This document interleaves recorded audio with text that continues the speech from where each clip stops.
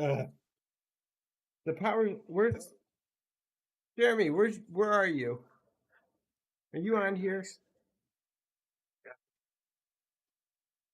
He thinks he doesn't have power, but his exit sign is lit up.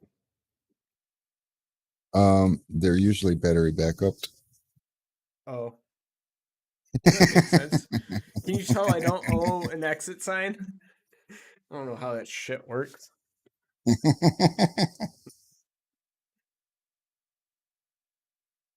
really Oh, nice. It makes me jealous. Jeremy Davis is doing big things with his life, and I'm very proud of him. I think we all can learn a thing or two from Jeremy Davis because it is the slow season. absolutely. There is Jeremy. Jeremy, I'm very proud of you. It is the slow season. Everything sucks for everyone.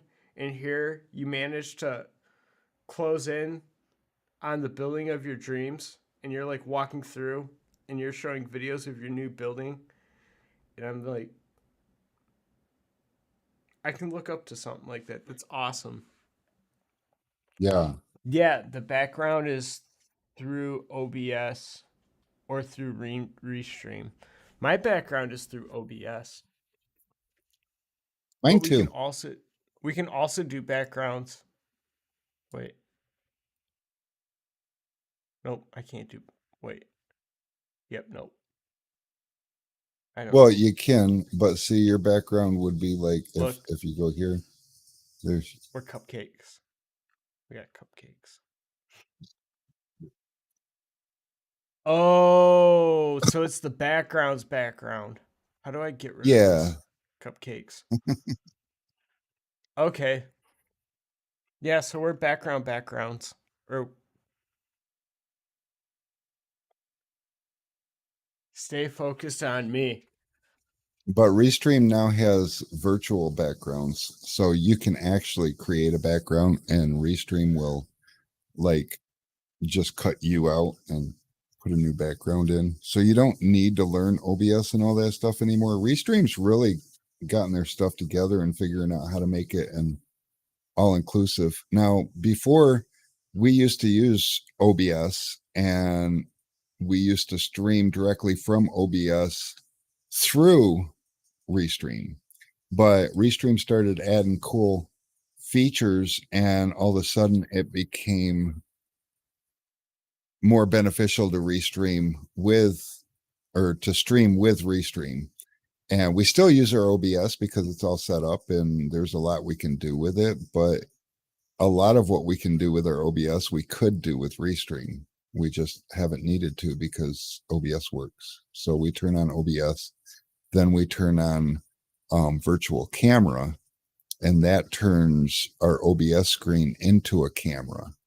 And what that does is now I can, I can show a desktop, or I can show the timer, I can show the opener, got the scuttle shuttle opener. But see, you don't get the smooth scenes transitions like that with just Restream, right? You just like start up and go. Correct. They're still, they're still adding to it. So on Restream, they have graphics.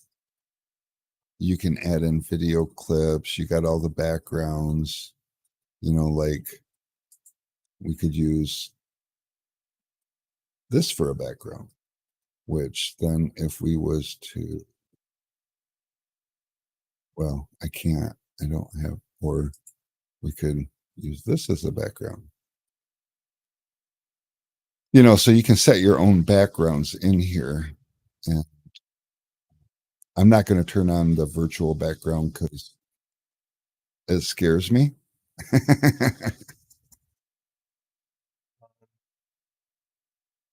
He's pushing buttons and he disappeared. Oh, but see, then you get cool transitions. So we can go from like this camera to this camera, and you see how it sweeps? That's the Luma sweep. It's pretty badass. Yeah, pretty bad. Or I can even like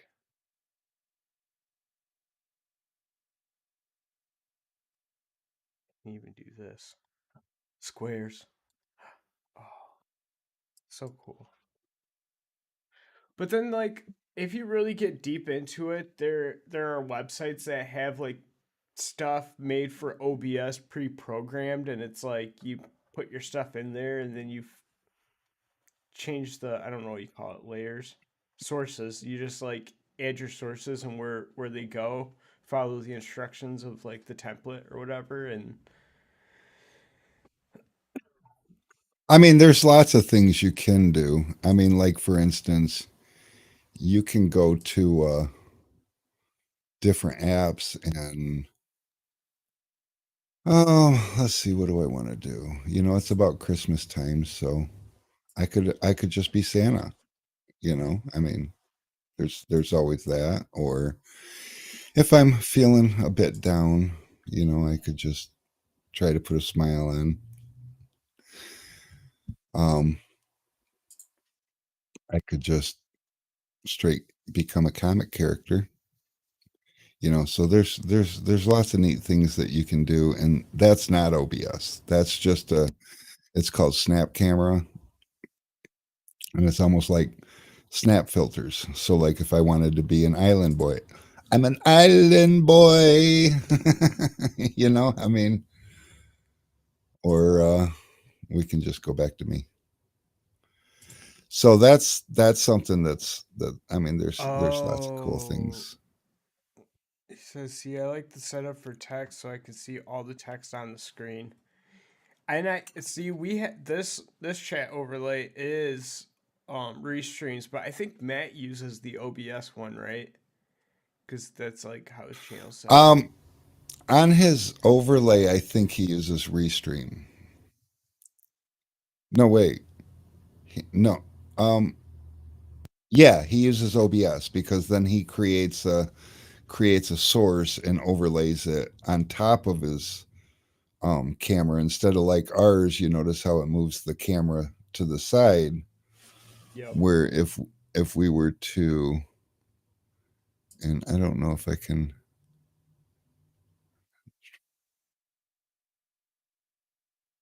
let's see, can I do this? Embed in stream copy. Yeah, so basically I could copy this. I'm trying to do this on a fly, so let's see if I can do this. Copy this. I'm gonna, wait a minute, let me see. Background image logo.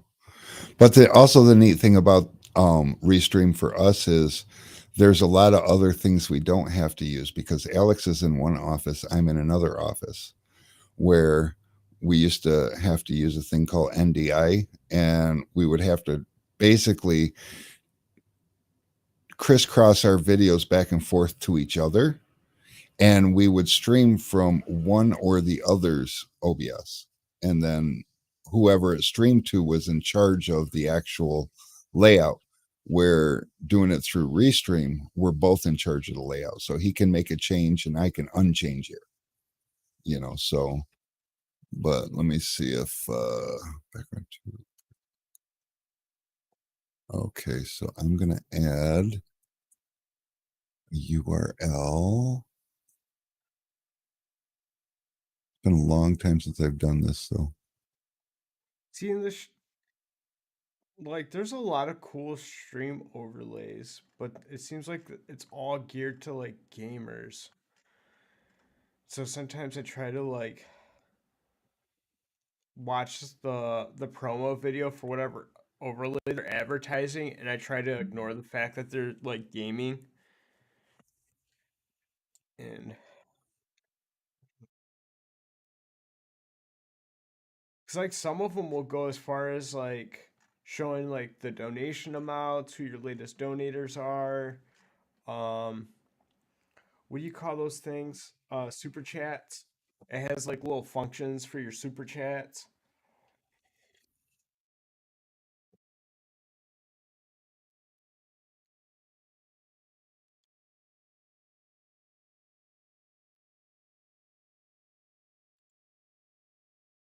Tip page. okay. I figured it out. So now if we were to do this, you'll notice that up here,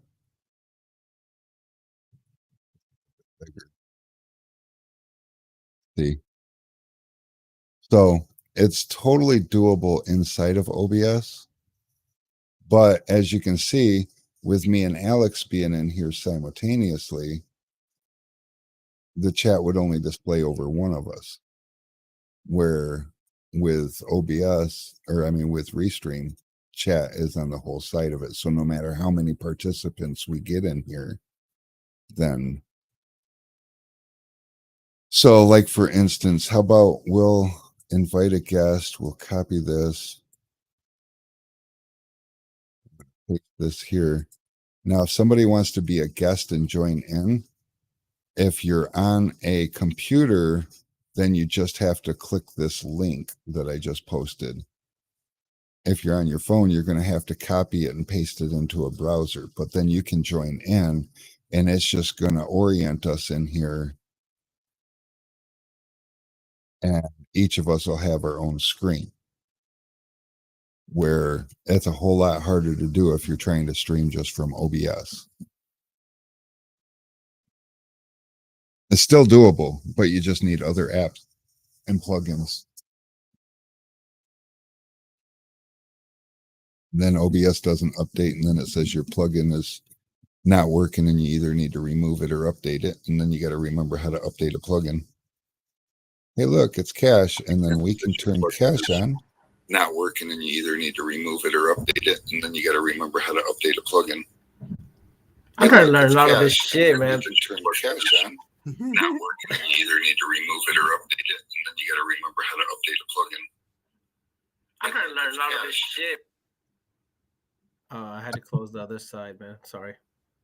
Yeah, it's kind of like calling in a radio station and having a radio station playing in the background. You can't do that. I'm having to learn a lot of stuff, man, too quickly. I'm gonna look for a sweet overlay for him, and I'm gonna get it all set up, and I'm just gonna send it to him. There you go. I appreciate that, Alex. It's gonna be sick. Yeah, we've Alex is fortunate because he came in while we had it all figured out, so he just had to learn or be taught. Where like when me and Brittany started this thing, we had no idea what the hell we were doing. We were in your shoes, legitimately. I remember you asking Brittany for help. And the worst part is some of the stuff Brittany didn't want to. She didn't want to learn. She was like, like the audio. The audio was the most complicated thing in the world.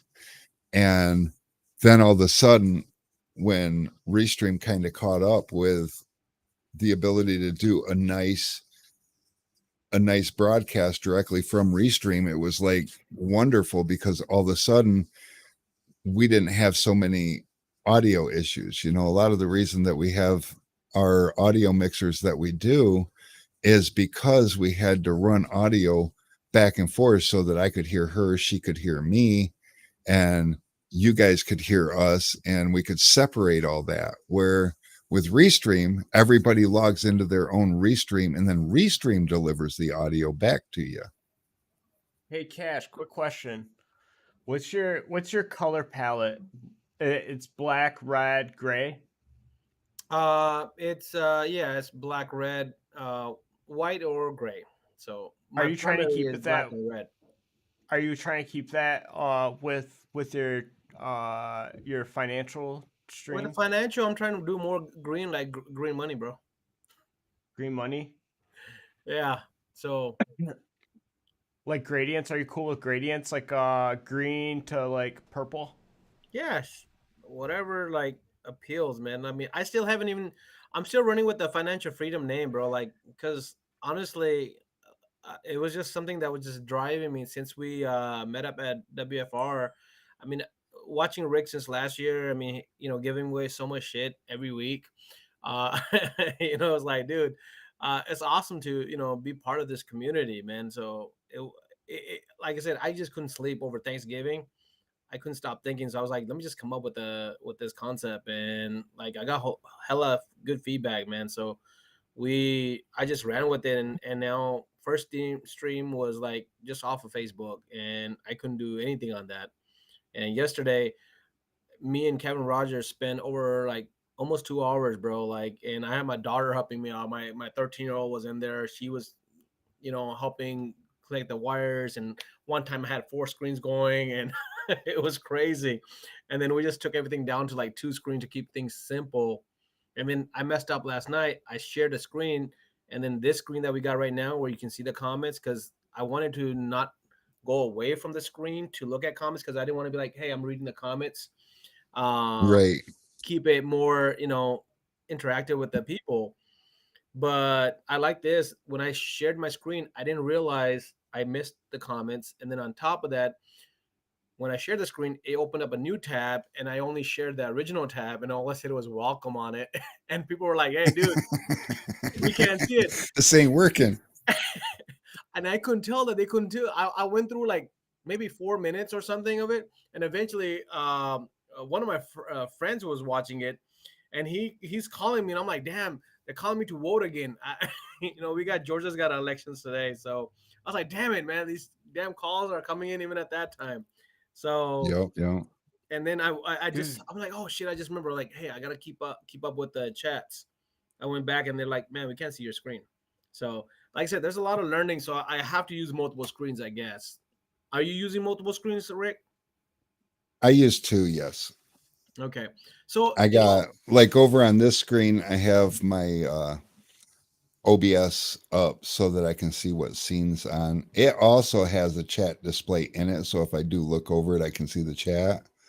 But then on my left hand monitor, I just have Restream up so that I can see who I'm talking to and see the comments. And then I have my camera mounted to the wall right in between the two. So my camera is actually right there. cool. And oh, well, actually to you. So this is the direction I'm looking when I'm looking at you. I can't my monitors are big. I don't even know what size monitors these are. I think they're 27-inch. Yeah, they're 27-inch. And so there's no good place for me to mount the camera that makes sense. So I just mount it between the two monitors, and then I try to remember to look at it every now and again. See, that's where I was contemplating as well too. Is I literally put I think it's a 27-inch or 29-inch TV monitor that I just did a mirror on, and I was gonna be looking at that to read the comments, because I didn't want to be looking at the small screen. Like, what did they put in there? I wanted the bigger TV in the background, but I did do that. But the problem was, having everything on one screen is just too cluttered. It's too Yep. much. So, like, you got to stay on top of the comments, especially when you're discussing stuff. So, And Alex is set up. I can show you Alex's setup real quick. so you got cameras everywhere, man, watching everybody do everything. Yeah. So let me see. Where are we? We go to security cameras. Here they are. So now if I was to, so that's Alex. And this is another thing that's good about OBS. So me sitting right here talking is just me overlaid over top of the security camera, but I can actually hide me. And so Alex has got his up here. Oh shoot, you can't see. Damn it. I'm trying to use my mouse to point and it ain't working because it's actually a feed into my computer from the DVR for the security cameras. So, So it looks but like Alex got 2 screens as well.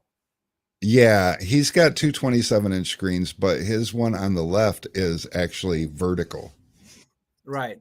And I did that for a little while because that's how Matt has his. And Right.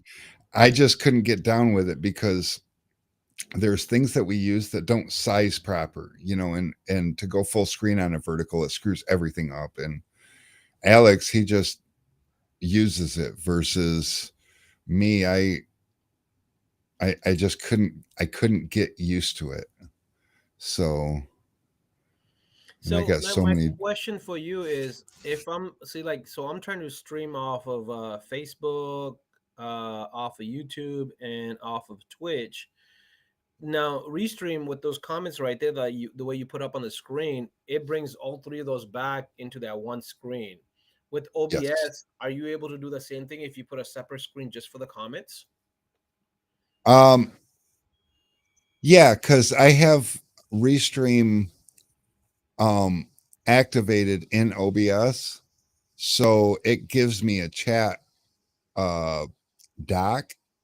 That in the chat doc, I can click on the settings and actually embed, which will give me a link that I can add as a browser overlay, and then I can size it and put it wherever I want to, and that'll put all the chats into one. So it is kind of important because the we only run YouTube and Facebook, but with YouTube and Facebook, there's no good way for both to see both. There is a Restream bot that will reproduce the Facebook chats into the YouTube chat, but it won't do it the other way. And because Facebook is like really territorial when it comes to messing with their platform, so they don't allow an overlay from outside into there. Yeah, I mean, like right now, you got Jeremy Davis on Facebook, you got T-Tone on YouTube, and you can see the logo like where the comments are coming up on the screen. So I Yeah, did like that feature, because like you can see that. But if I can get that on a separate screen like Matt has right next to it, where I don't lose the comments, because a lot of my stuff is discussing stuff and then asking if anybody has a question and doing a follow up on that. So, and then like I said, Kevin was like, "Hey man, Matt's got it like this, and he's using OBS. You need to look into OBS, but if you're not trying to do too much, just keep with Restream." So, yeah. yesterday, Restream will make your life a whole lot easier, and everything else you can learn on the side. And if you decided you wanted to take it to a different level, but first thing you need to do is come up with a reason to have OBS playing in the background. A lot of people, like, we used to do it because the audio back and forth. Well, Restream solved that problem for us. We used to do it because of the video back and forth. Restream solved that problem for us. And so now the only real use for it is multiple sources or multiple cameras. So like if I wanted to switch to this camera, this is my overhead camera that can actually be anything I want it to be, so I can turn it around. It's sitting here on a boom arm. This is the arm that mounts to the wall. This is my setup. nice. And whoops, wrong way. Go this way. And that's how I see everything going on. Cool. So Awesome. that's man. what I usually that's what I Thank you for usually look sharing. at all day. So, do you have to have that green sheet in the back to get that background that you're wanting? Because I wanted, like, when I do this, because I'm mostly doing my stuff at home. Like this office, this computer actually has a decent camera. My home computer, it has a garbage camera, bro. So I ordered a camera last night. I ordered the Logitech Stream camera. So Okay, I think that's Alex is on a Logitech. I'm on an Elgato face cam. And oh yeah, I was also going to show you, we were talking about there we go. Let me share this real quick.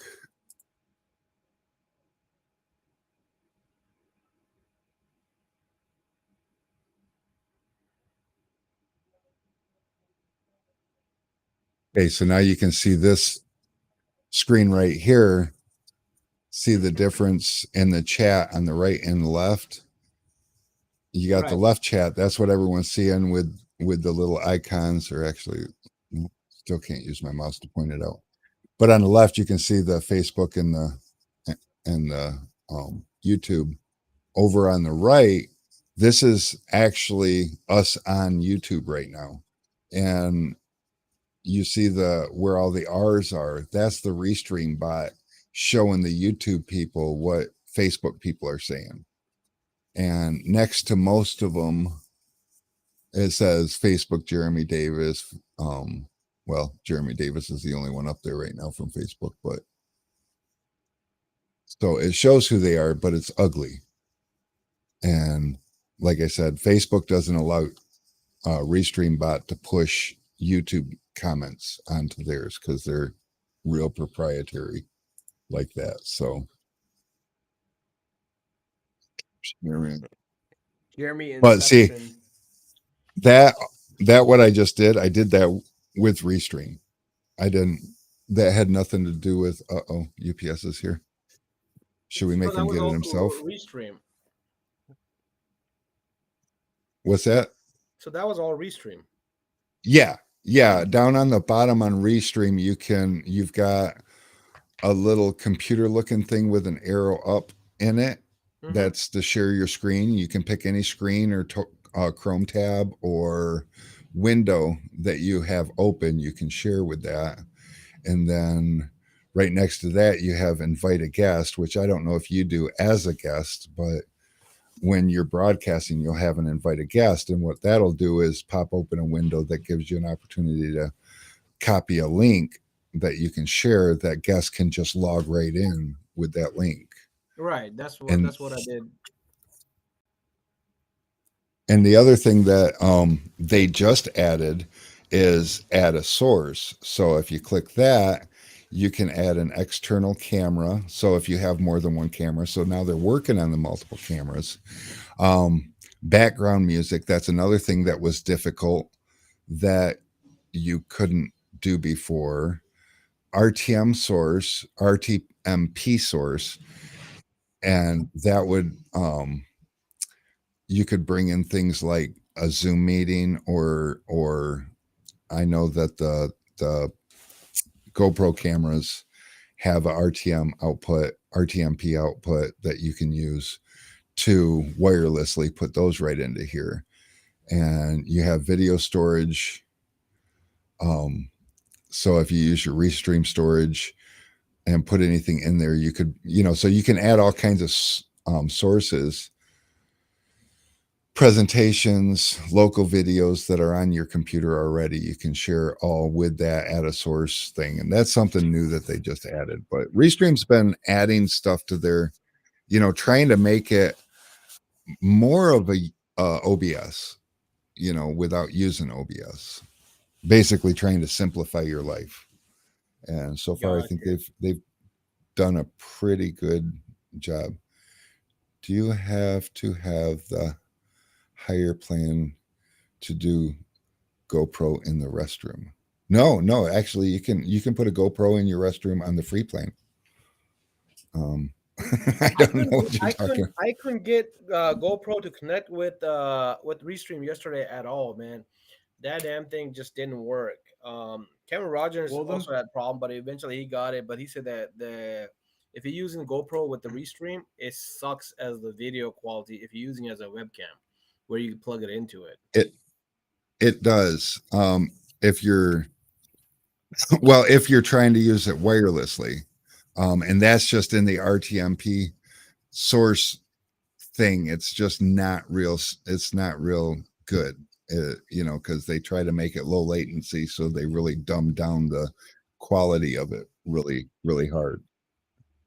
And Matt would be the one to talk to about that, but he doesn't even do that. He went and bought his Hollyland wireless HDMI transmitter and receiver so that he plugs that into his computer, and then on his headset he's got the transmitter plugged into his GoPro, so his GoPro wirelessly feeds through that, and that way he doesn't lose any resolution. Gotcha.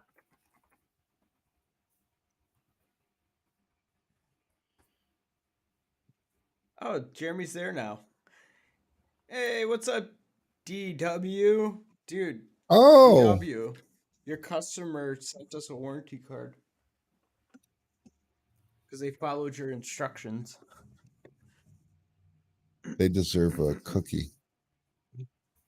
Speaking of Ace is deserving a here. cookie, so I got notified from UPS that I have a package coming tomorrow from a bakery. Somebody sent us baked goods. We're going to get them tomorrow, Alex. I don't know what they are or who they're from. They're from New Jersey, though. So somebody in New Jersey loves us. I don't know. Sounds sketch. I'm eating them anyways. I don't care. I got life insurance. Oh man. Just make sure it's not from the beneficiary. Oh, that's fine too. I still don't care. I'm right with God, man. If it's time to go, it's time to go. Oh man, that's what's up, Rick. That is awesome, man. You should have saw us talking to the life insurance agent. He's like, how much do you want? And I said, I want enough that for at least 6 months she feels like she won the fucking lotto. No, DW, it's not that. It's just the protocol that, like, if you read the instructions, it's to register the warranty.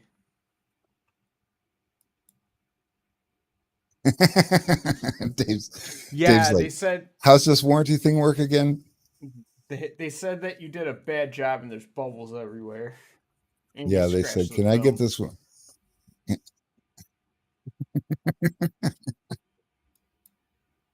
They said they want to come to Michigan to get it fixed. They want to come to the source. Now I'm back here. Jeremy, what are you doing? He's jumping back and forth between YouTube and Facebook. Open 2 browsers and just go back and forth real fast. It'll be fun.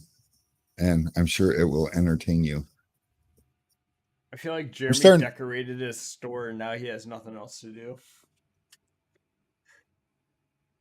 He needs to tint those damn windows. No, how do you work out of a fishbowl? When you're a window tinter. I can never understand that, man. How you sell a product and you don't have the product for yourself. You know, it's funny that you say that because when I was in the roofing industry, every roofer I knew lived in a house with a shitty roof. Damn, that's fucked up. Well, we distribute window film, and you know, the only 2 pieces of glass in our building don't have tint on them. I mean, my car's tinted. I didn't even tint my own car. I had my kid do it. I'm lazy these days. Speaking of, I need another employee. We had to let somebody go for issues that just was not acceptable. Oh man, sorry to hear that. Yeah. Well, and it's a tough time too, because it was like I couldn't not let him go under the circumstances, but you know, right before the holidays, it's like I was so mad that I had to let him go. And on top of that, now it's the slow season. I mean, we ain't got shit to do around here these days. And so I don't want to hire somebody, but I need to hire somebody because I have to have them trained by spring. So I don't know. It's difficult. It's complicated.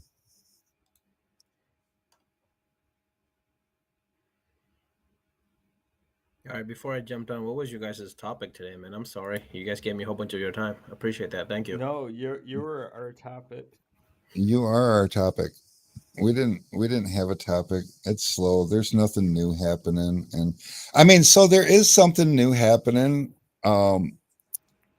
Except for there's a few details to iron out, but you know, as most people know, we decided to move away from Avery because there's some behind the scenes stuff that we just don't agree with, and we're not gonna stay associated with. So that being said, that really left us flat on I'm making pun here because that kind of left us flat on our selection of flat glass. And we brought a couple of options on silver and dual reflective for Helios, but you know, we had ceramics, we had more neutral shaded dual dual reflectives, we had exteriors, we had security film, you know, and all these things. It's like, so what are we doing now? And I'm actually discussing with one of the largest film manufacturers in the industry about carrying their product on my shelves, but I can't say any names because it isn't official yet. But let's just say that they have been in the industry since I was a kid, or maybe before. I don't know. I have to look that up. And they are big. And they make all their own film, unlike a lot of these companies that are manufacturers but don't quite make all their own film, which I'm not sure how that works. I'm happy to hold the title of a Reeboxer. I'm proud of the way that I pick my film. Even though Reeboxers make people scared to try my film. The people that try my film will tell you it's fantastic. David knows. Because David knows. David just doesn't quite understand how the warranty card thing works. I know. He texted me. He's like, dude, is it okay? Yes, it's fine. Yeah, it's just Customers technically are supposed to submit their stuff. Although I hate it. You know, we get these warranty cards coming in the mail, and I'm like, what am I supposed to do with this? Somebody ever claims to have a warranty, I'm just going to cover it. I ain't got time to do all that research stuff. And it's better just to do it anyways, man. It's just get it over with and just take care of them and make it right. Man, to tell you what kind of a service operation I run, I had a customer was doing a pretty decent sized commercial job, but unfortunately, all these windows were like 19 ancient. They were just old and the glass was tattered. And this one window with an awning that had like half the window with shade, and God only knows what's under those gaskets. And the window was itself was like discolored. And he's using a 5% dual reflective, which is, you know, getting a little ambitious, but whatever. Anyways, about 3 hours into the job, he walks by the window and notices there's a crack running through it. And he calls and he's like, dude, what's up with this? And I'm like, I got like 40% absorption.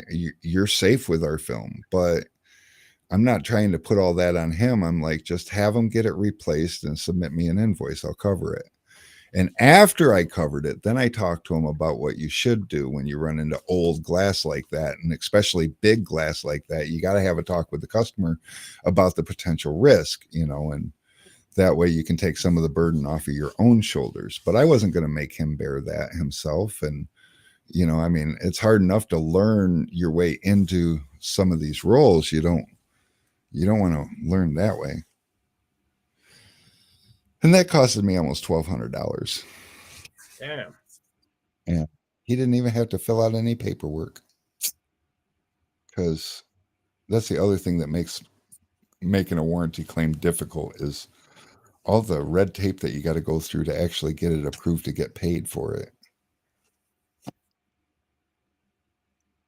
And that's why I'm proud of me and being a Reeboxer, because I'm a Reeboxer from a window tinner's perspective, not from a businessman perspective.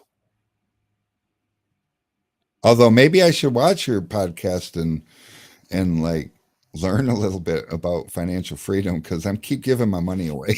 I mean, but dude, like you're one of the main original inspiration for me on this. Honestly, like like I said, you always talked about that your business is doing good. You're doing very well. You want to pass on. You want to pay it forward. You gave out a whole bunch of. Originally the way I started following you was I was trying to get a free damn keg from you back last year. Eventually, I followed you for 3 months. I didn't win anything. I was like, fuck it. I went and bought one. You guys sent it to me and I loved it. I used the hell out of it. So next year I'm gonna order a 3-gallon one just so I can have another one. But I've got a guy that's working for me. I want him to have his own cake. I don't want him to have my cake because I don't want to stop tending. I want to grow more on hands on, but it's one of those things. That's how I started following you guys. I just like your energy that you put out. I mean, you were just, man, you were down to earth, bro. Honestly, that was the best thing on that. I was following Matt Yeah. for way before that. I mean, I was following Matt for a couple years, and then Matt put you on the map for me. I started following you. He's like, hey, keg being given away over there, tools being given away over there. So, if any of the followers want to do that, that was like, I think towards the end of last year, maybe last October or something like that. I started following you a little bit over a year ago, man, and it was just like so much good stuff that you guys were producing, and then I went to the WFR event. By that time, I kind of got to know who Dean Mitchell was. That you guys had that Tanner for Cause thing going on. It was Hmm. something that it touched me, man. I mean, honestly. And then when you know WFR happened, Dean did that little live stream with the girls, and those girls respond. I mean, they gave me. I thought that was like my 8-year-old working there because I have an 8-year-old myself. So when I saw these girls working, I was like so like proud of them, man. Honestly, like they were holding their own. They were everywhere. They were being very professional on giving you drinks, like So I was like, hey, I think one of the first ones to tip them, and I was like, hey, anything. They didn't even have anything. So the girls were just holding it, and then their mom was watching from the side. And then I came back, and then by that time they had a cup going. So I was like, it was to me, it was like my own daughter being there. Okay, so it was really touching. And then at the end of the day, they're like, hey, we're gonna donate all this to Tender for Cause. That night is what sparked me, man. Honestly, that night I couldn't stop thinking about it. So I thought about the poker game because in one of the WFR posts, somebody talked about like doing poker after the event. But that event ran long, man. Everybody was just tired. It was a lot of running back Yeah, and yeah. forth and all that stuff. And they wanted to go to Andretti's for their race car. And then I heard that race car was canceled on the second day. So I left because I live in Atlanta. So for me, it was going home. I went home. And then I found out later on that, hey, they did go to Andretti, but they just went late. I was like, oh, shit, man, I wanted to go there. Uh, but that night when Dean did that, I thought about it. And Dean only met me one time. All we did was shake hand because my Expel guy was there, and I'm with Expel. So we just did an introduction. Me, I was like, seeing somebody I admire already. But I ran the idea with Dean the next morning. I'm like, hey, bro, I've been thinking this overnight. I don't have nothing prepared. What do you think about me doing this? He's like, go, bro, run with it. I'll back you up. And like, he's like, what do you need out of me? I was like, how about we get some giveaways? He's like, shit, I know everybody. Come on, we'll go ask them. They'll give us. He literally went with me to every vendor and like, hey, what are you giving away for a Tender for Cause? We're doing this a charity thing. And everybody do like, whether it was like one tool to like a cake from Tinta, to film rolls, a PPF roll. Like, dude, we end up having over $2,500 worth of prizes that every single vendor jumped in on, you know. So it was just amazing, man. Just kind of seeing that. Just I didn't know anybody. All I knew was Alex. That's the only person I knew when and that was from the live stream. We didn't meet personally either, but that's the only guy I interacted with over the text and stuff. So over there, man, a lot of people just talking. John Little, man. I mean, he was standing next to me, and we just started talking while we were watching cars. Getting to play the cornhole. Man, it was so much, and I was like, dude, how do I become part of something that's a great movement? And over Thanksgiving, it was like, how do I contribute? Yeah, I donate here and there, but how do I contribute to the goodness? Like you said, if I died today, I know I'm good with the guy upstairs, and that's my concept right there, Rick. Honestly, I think, look, I'm getting goosebumps just talking about this shit because that's real. Okay, so it interests me. So for 2 months, I've been thinking. Thanksgiving came.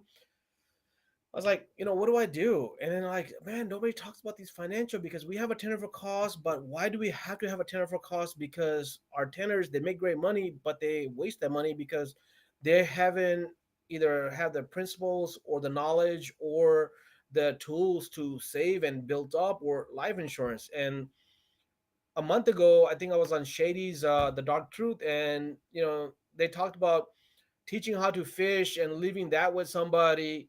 than giving them stuff and then them becoming a druggie. And I was like, dude, why does it have to be one or the other? Why can't you give them a good setup, but also teach them the tools so they can go out and kick ass? Look at freaking a Trump. Whether you like him or you hate him, that guy wasted a whole bunch of money, but because he had $100,000, he's fucking one of the richest persons out there right now. You know, again, I'm not into politics. I don't want to talk about politics, but I'm just saying that's just experience. Somebody that has, the right tools, they can take off a lot faster than somebody that's, coming from the ground themselves. So why not set up people with those tools? Biggest thing for me was overweight, diabetes. I wasn't having life insurance, and I had to find tricks how to find out where if I die tomorrow, my house doesn't go to the bank. Just like you say, you want Mary to have, three. I'm the only worker at the house, man. My wife is a stay-at-home mom. I got four Right. kids. Her focus is being on the kids, man. So for me, it's the security. How do I make sure that she doesn't have to run out and get a job? Make sure that the house doesn't go to the bank. Make sure my business doesn't crumble if something happens. Just like employee happened. Same thing with the owner, bro. Something can happen with the owner. You got these people that depend on you. They depend on the shop. My mom passed away last year. We closed the shop down for a couple of days. I paid my guys. My guys didn't have to worry about, hey, the shop is closed now. 2 days, 2 or 3 days, we're not here. What's gonna happen? These guys rely on that check because that's what they're at. I started a 401k for them, man, just because I want them to have some kind of saving. That those little things, man. So I don't know. I'm sorry, I get Yeah. emotional on this stuff, bro. No, it's important, and it what it does is it doesn't give you financial independence. It gives you financial peace of mind. Exactly. It just it the bills still happen, the struggles are still real. Like when COVID hit and everything got shut down, I didn't know what the hell to do. I knew I had some money in the bank and I just kept paying people. And I'll be honest, I was getting a little freaked out because I was running out of money. I mean, I was flat running out of money. And then we opened back up and all of a sudden we were busier than I had ever been in my life. And it was remarkable, and we were able to build on that because of my willingness and enthusiasm to not only take care of the people around me but reinvest in myself or the business. And so as we grew, right in the middle of COVID, in fact it was July 4th weekend during the whole COVID, like within a month after we had shut down, or I mean reopened, we had to move into a new building for the warehouse because we didn't have the room in the back of the tent shop anymore. It was fun before, but then it got real, and we rode that wave as long as it lasted. And now we're kind of back to normal. It's December and things are slowing like they normally would, and I'm glad that we did what we did. I was just talking to Alex about how down we were last week, from what we had been. And the coolest part about it is the fact that we have built all this up. I don't have a ton of money in the bank because I got financially stupid with that Jeep this year, but we have shelves full of inventory and we're going to be fine. Just it's going to be an awakening when the business picks back up and it's time to start reordering. It's like a big circle, but it becomes a working part of the operation and you get used to it, and somehow or another it makes the quality of living better.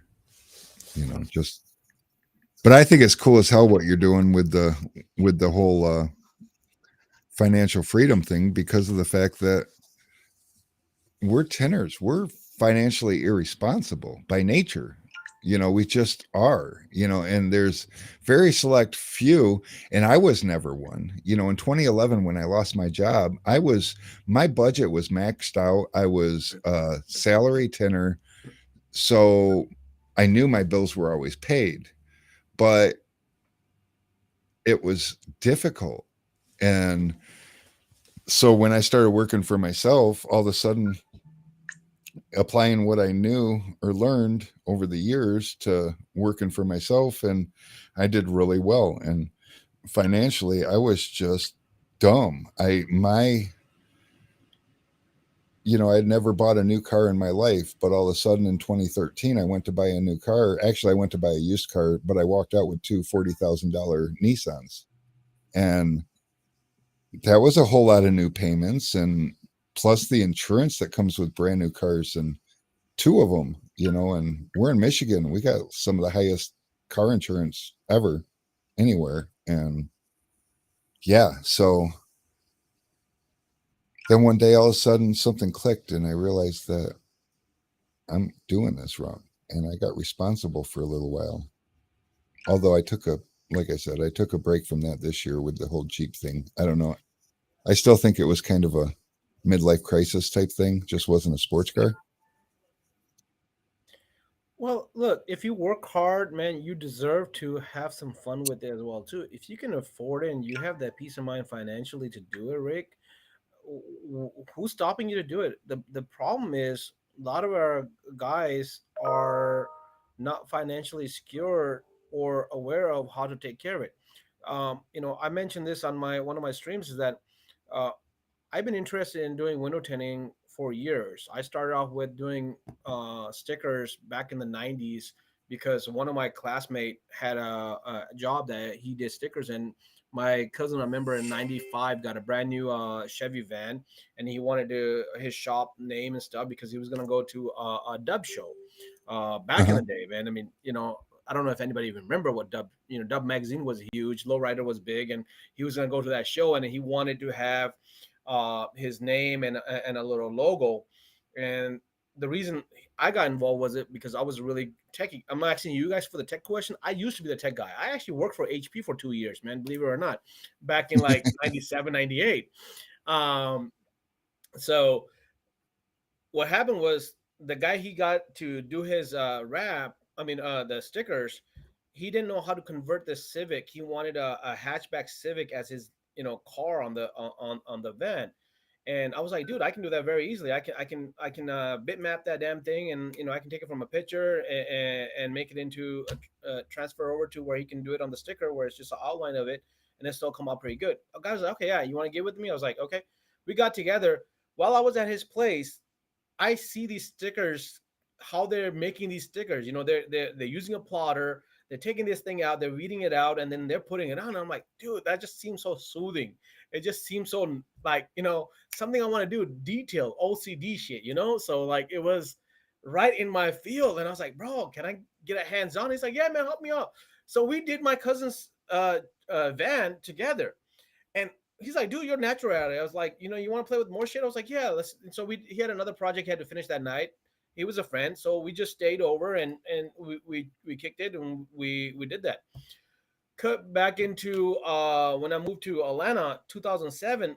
I got this guy. I had a shop that had 36 windows. Okay, like it was a furniture store that had 36 windows that were freaking 4 by 8 feet tall or 10 feet tall, whatever it was. And I had an idea of like putting logos of all the brands that we carry in the tires and the wheels. And I hired this guy. I was like, hey, bro, I need this stickers done. I want all 36 windows. It was 32 because we took off 4 windows and we put a door for insulation.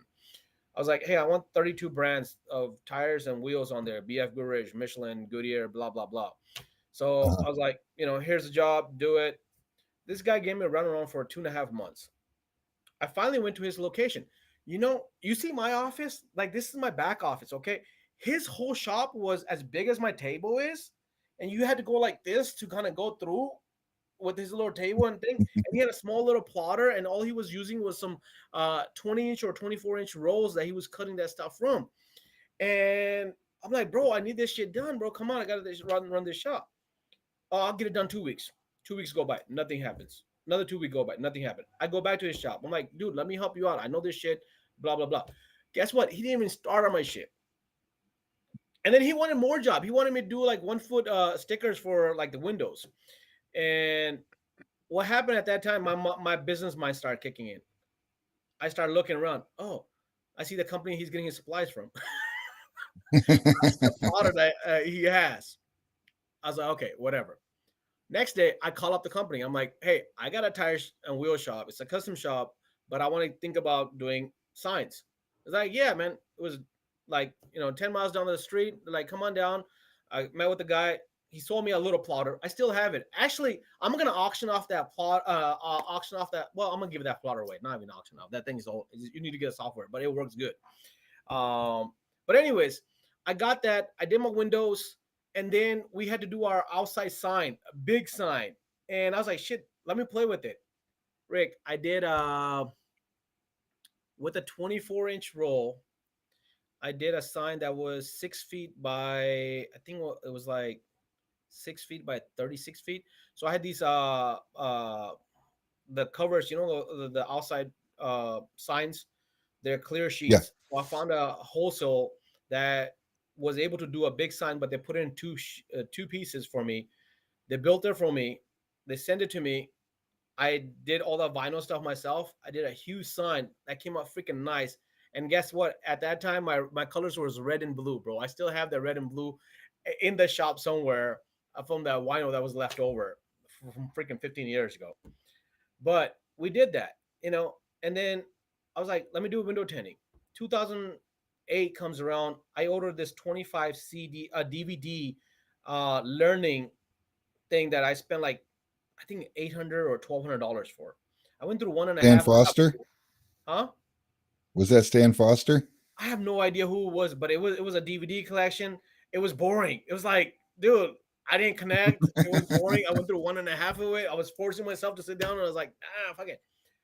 2011 happens. I got people asking for 10. Hey man, we need 10. I was like, okay. A tender came in. He's like, bro, uh, I'm a I outsource. Like if you get a job, I'll do it. We'll split the cost. I was like, okay, cool, no problem. I'm like, but me, it's all about customer service and warranty. I'm like, you gonna stand behind it? Yeah, yeah, man, I'll stand behind it. Okay, cool. I started getting him jobs. Okay, his name was Robert. I don't know if Robert's still alive or not, but if Robert is watching this or not, bro, but he was a great tenor. Don't get me wrong. Fucking phenomenal guy. We'll finish off a car in 45 minutes to an hour max.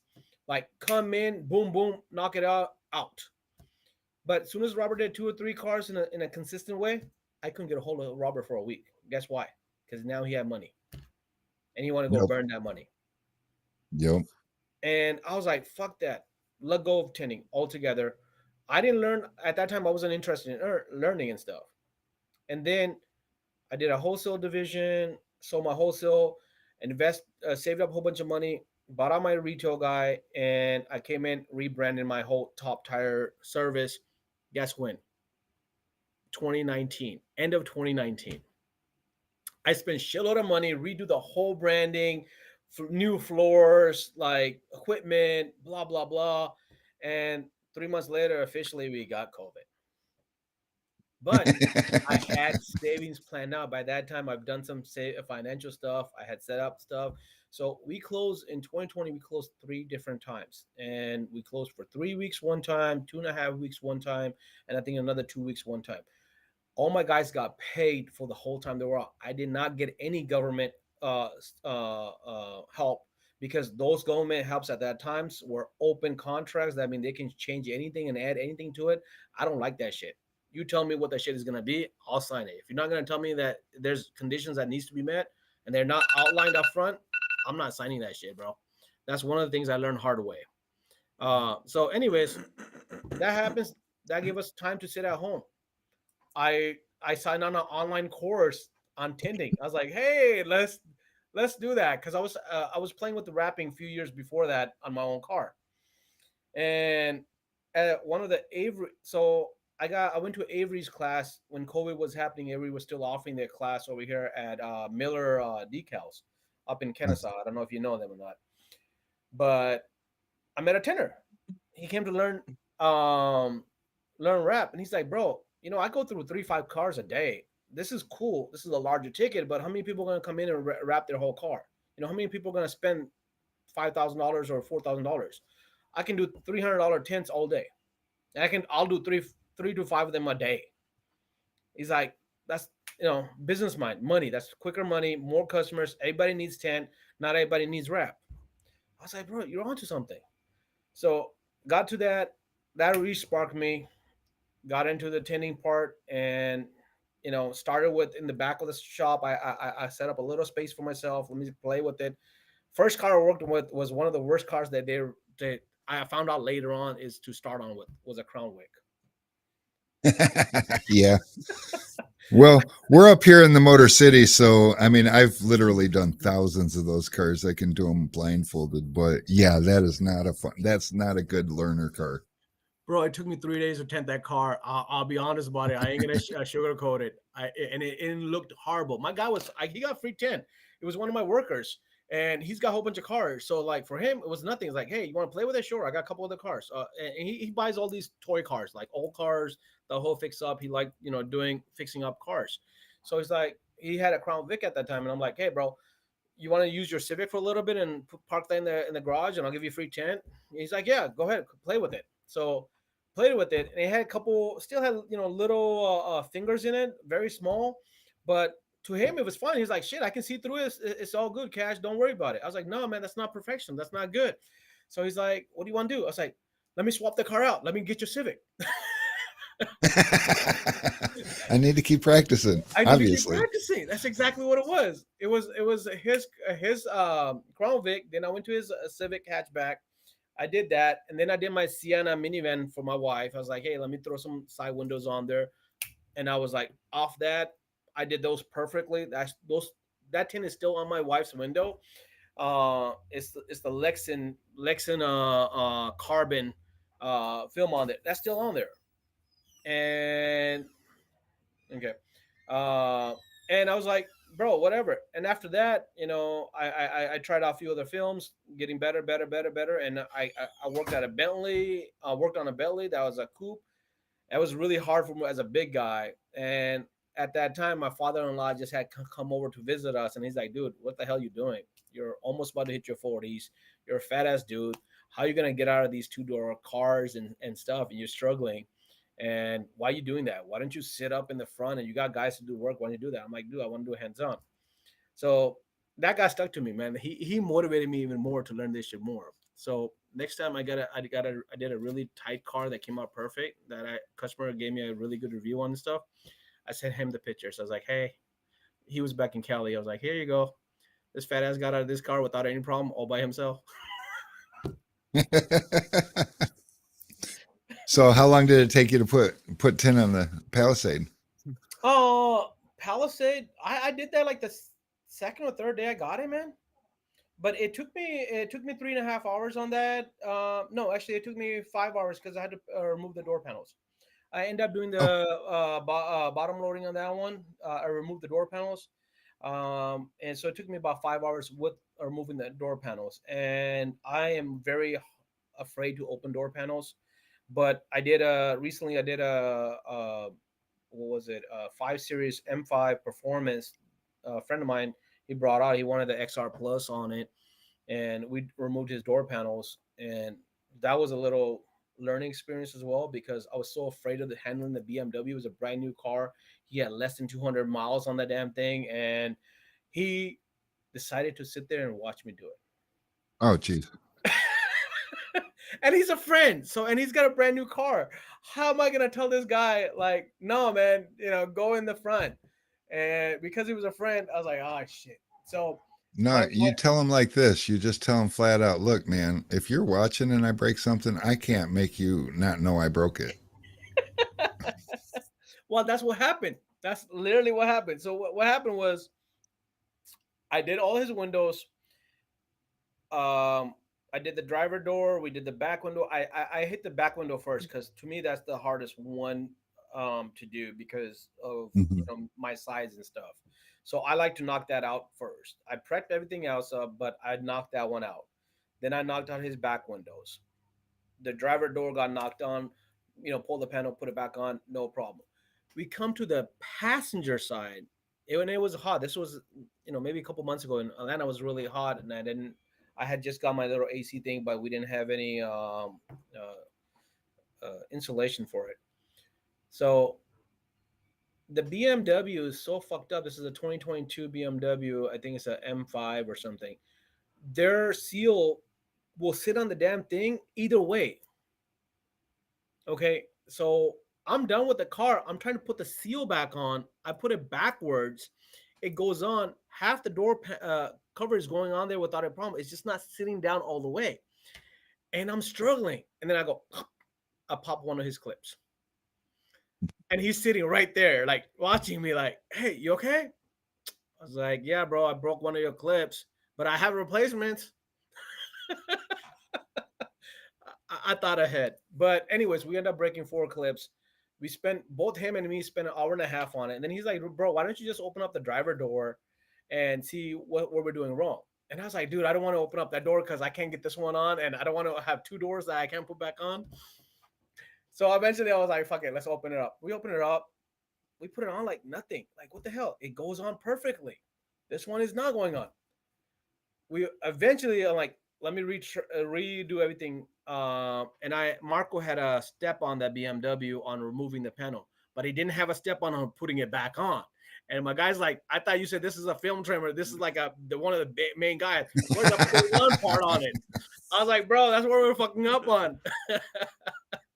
So we're watching that video, and we realized the seal is flipped the wrong way. I was like, oh, fuck. We spent 2 hours. We flipped the seal the proper way. We put it on, slaps on, bam. So That's so funny. That reminds me of the whole conundrum that I'm dealing with my wife's door handle right now. And it's just like you were saying it, like they have a very good detailed video on how to get it all apart, but like they just like don't bother to tell you how to get it back together. That's like the best. Oh, I thought you fixed that. No, it's been cold and I haven't gotten the screw out of the door yet. You know, I worked for a guy, and I used to take things apart way back in the day. And I worked for a shop, and my shop manager comes over and he's like, "What are you doing?" And this wasn't even tent related. This was back in the day when you put CD changers in the trunks of people's cars. And he's like, "What are you doing?" Because I was pulling all the panels along the floor, and I'm like, "I'm pulling these so I can run the wire." And he says, "You know, if you don't take it apart, you can't break it." And I'm like, "I ain't gonna break it. I've taken hundreds of these apart." And he's like, "Okay." And sure enough, putting it back together, one of the panels cracked because it was an older car. And you know, back then you put screws in to hold things down, and it just split. And he's like, "See what I mean?" And I'm like, "Well, how would you do it?" He's like, "It's a cable that runs to the trunk. It's really simple. You start at the beginning and you tuck it all the way down." And after that, I never took another side skirt panel off to do another one of those. But I also used to pull door panels on tin. And I taught myself how to tuck film without pulling the panels because bad things would happen sometimes. And it didn't happen very often, but it kept resonating in my head every time I wanted to take something apart that you can't break it if you don't take it apart. And I was like, damn. So most of my career I've lived by that theory. So you'll notice when I tint stuff, I almost take nothing apart. There are a few exceptions, like the 12 to 15 Malibu. The sweep is just too tight in the front corner, and way more than I'm comfortable with, I would have the window end up peeling because I couldn't get that front corner to lay flat. Where if I pulled the gasket, I could get it to lay flat, put the gasket back in, everything was good. The occasional brake light, but as soon as Chrysler started putting 10 mils to hold their third brake light in on the back of Challengers and stuff, I was not interested in taking those apart anymore either. If I can't just unsnap it, I'm not unscrewing shit. And so I learned that you can actually set the bottom 2/3 or 3/4 of the window and leave the top hanging, and then pull down on that brake light a little bit and just fold that sucker in there, and you don't get a speck of dirt in it. You can squeegee behind it, and you never took anything apart. And again, still resonating to this day. If you don't take it apart, you can't break it. So yeah, I don't like the idea of breaking stuff. Not because, I mean, we make enough money on a job that if we break something, it is what it is. But the discomfort of having to tell the customer you broke their shit, unless you've got clips in the drawer or something that, that's not a big deal. But if you crack a panel and have to either get an interior guy to come repair it, that's not going to happen today. That's something you got to schedule, which means then I also have to explain to the customer how I'm going to inconvenience them. And it's tough. Man, I had to pay for, I don't know if you remember, but this is when Brittany was on the show. I was the guy that did that Bentley door panels where the paint came off with it. And Brittany was like, you should have put the tape on yourself before you put that on, because I was using that Lowe's tape that Matt, because like I said, I've been following Matt for years. And on a Bentley, I was like, we got to take extra care on it, put tape on it, and all that stuff. So it was an older Bentley. Yeah, it was a Bentley. It had that, that chocolate interior. So when we took the tape off, half the stuff came up, and I was like, shit, I gotta eat this up. It was a guy that was a pilot, and he had a whole bunch of cars. He wasn't worried about it because I was honest with him. I was like, hey, bro, this happened. I'm sorry. I stand behind it. Whatever it costs, either I can take it off. I can either pay you for it, or I can get somebody else to get in. I got out with a friend of mine that's a car dealer, and he's like, yeah, I got a guy, I'll send him to you, and he sent me the guy, and I was like, I paid the guy. I was like, hey, go ahead and take care of it whenever you get a chance. And I told the guy, hey, I connected both of them. I'm like, he's paid for, you don't got to worry about it.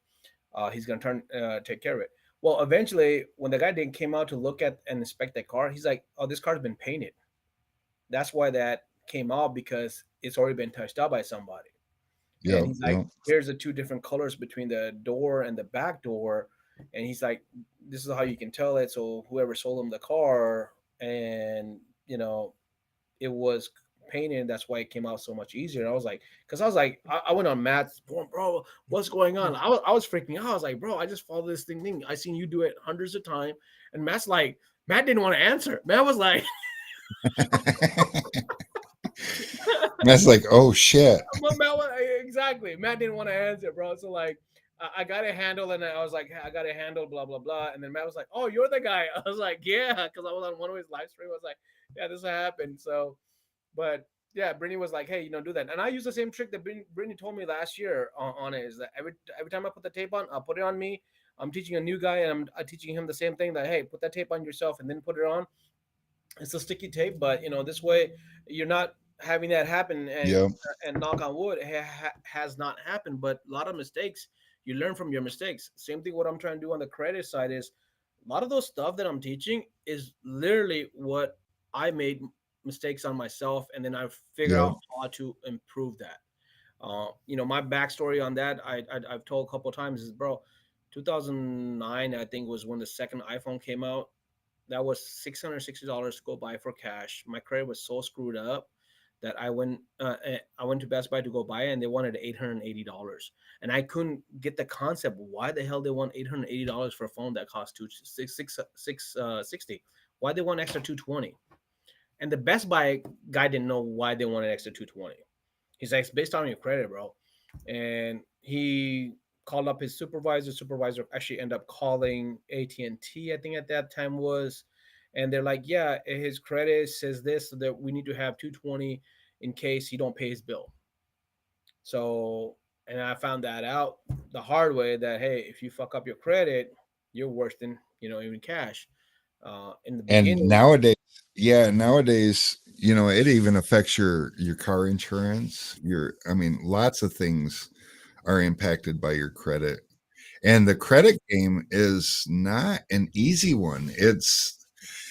It was just probably 2018 ish when I decided to get serious, because I mean, you can look at my credit report and it goes back 10 years, and I don't have a single late payment on anything in 10 years. But in 2018, I couldn't get my credit score over 700.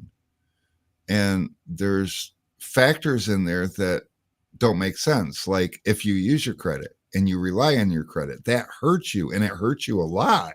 Yep. And, you know, all of a sudden, I went from like a 680 credit score to an 800 plus credit score just by getting a home equity line of credit and paying off my credit cards. And all of a sudden it was like, oh my God. And another thing that I learned is probably not good, but I still do it because it's just who I am, is when it's time to do stuff, I mean, I do stuff. So like in 2019, the end of 2019, I didn't need, but I wanted to enclose my patio and make a room out there because we smoke and we don't smoke in the house, and wintertime sucks in Michigan to go out and smoking. So we wanted a room with an exhaust fan. So we contracted a company to come in and do that. We bought the most expensive windows and door walls because we didn't have any heat or AC in there. We wanted as much insulation as possible. So they came in. That was about $12,000. We also wanted our furnace and air conditioner was from like the 1980s, and it was just a matter of time. And rather than it bite us in the ass, we're in a position right now we can go ahead and do this. So we bought the most expensive furnace and air conditioner. We got a train, and we got super high efficiency and everything because hopefully it'll last us for years and years and pay for itself. But that was another 12 grand, and we financed it. And wouldn't you know, in amongst all this, the washer and dryer quit on us. And so we went to Home Depot, and they had a really nice modern washer and dryer, stackable, so that we don't have to. We got a real small laundry room, so it was just going to open up the space of a whole unit. So they gave us a new card and gave me an $8,000 credit line because, you know, I'm special. And so we spent like $4,000 on a washer and dryer. And oh yeah, we had just paid off the Nissans, so it was time for new cars. So Mary went and got a Jeep Gladiator Rubicon, and I went and got a Kia Telluride SX Prestige. And, you know, between the two, that was $120,000. And all of a sudden, come right in the middle of the shutdown, I get these 5 letters from Synchrony, and every one of them is for a different Synchrony account, letting me know that they have reviewed my account and deemed me high risk and are now closing my account. And I owed, out of all my Synchrony accounts, I owed them $400, and I don't even remember what that was on, but they closed out $58,000 worth of available credit on me, which pissed me off most. But then the following month, when I looked at my credit score, I went from 800 plus down to 720. And the following month, I think one of them was delayed because the following month it was 690, all because all my available credit went away. And I was just like beside myself. So there's a lot to be learned about the way the credit reporting system and the credit score works. And there's a lot of do's and don'ts. You know, you can do a lot to benefit you, and there's a lot you shouldn't do.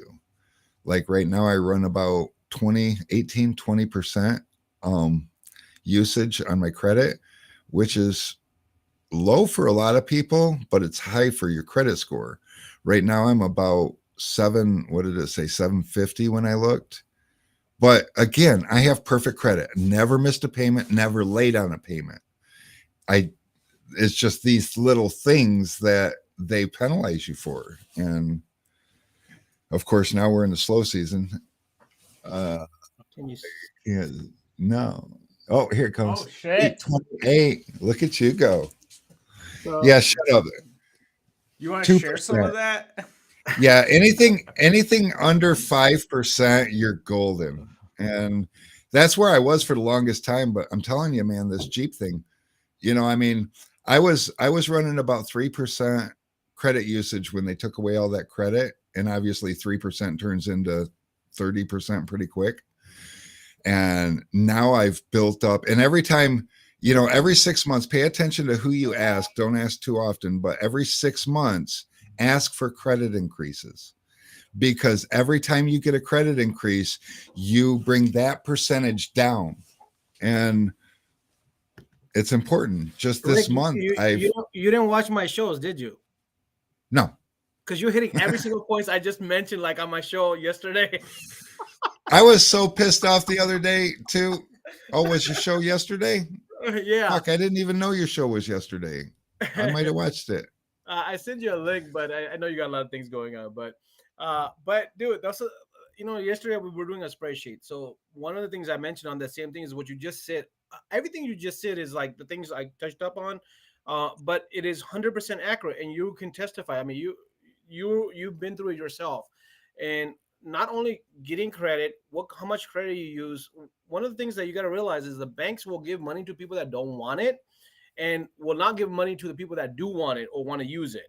So yes, needing it I, is the worst thing. You don't go to the bank when you need money, because you don't win. No, they don't give you. Like right now, my bank came to me. I'll give you a personal experience right now that's actually happening to me right now live. My bank came to me saying, "Hey, listen, we want to refinance, a property for you." I was like, "Okay, refinance it, no problem." They want to take it from who I've got lending from, and they want to take my property. Well, I bought this property when the value was low, and now the value is way up here. I got hella equity in it. I know I got hella equity in it. They came in, they're like, okay, we need to look at your finance. Oh, you're not taking a whole lot of money. Uh, you're not bringing a lot of income in right now compared to what you want to refinance.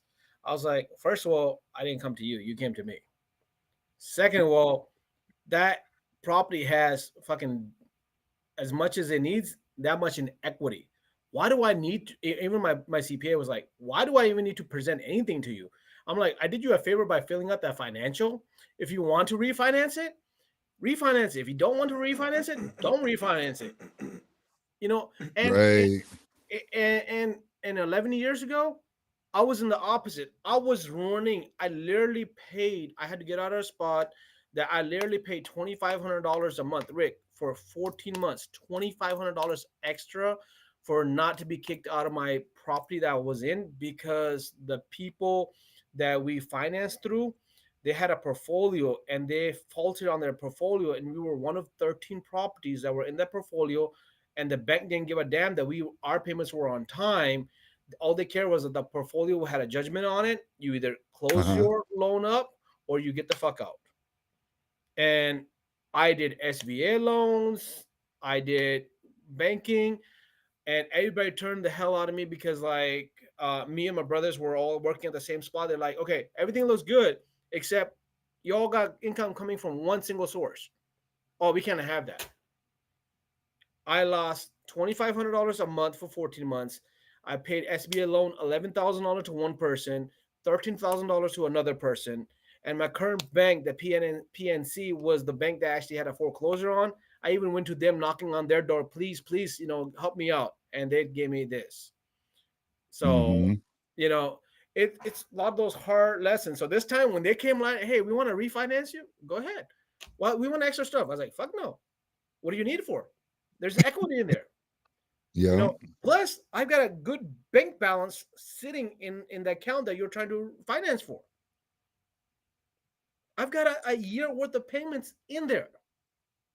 What do you need? What do you need? What do you need from me? I'm like, I literally told him no. And the feeling, Rick, when I told that banker, go fuck off, the feeling you get from that, it is fucking phenomenal, bro. Like it is free, and that's what I want people to be at, man. I mean, I've been on the other side. I'm at this side. I want to stay on this side, or even increase. But that feeling, bro, like you don't need them, and you're good enough. you bought the Telluride. You know, we talked about me having the Palisade. You have the Telluride sister Yep, company. yep. I know you sold yours, but you know, when I bought that Palisade, I mentioned this even on my show. Is my concern wasn't, am I going to get financed? Am I going to get the best rate or not? I knew I was going to get financed. I knew I was going to get the best rate possible on it because I knew where my credit stand. Okay. My thing was to going into them is getting the car I wanted. I got the fucking calligraphy with every single feature on there. And Mm-hmm.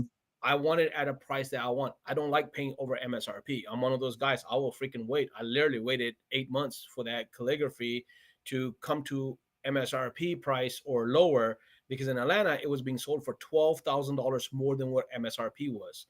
MSRP on that thing was 49 and some change. Yep, Guess how much they were selling it in Atlanta for? 61. yep. And you had to wait for it.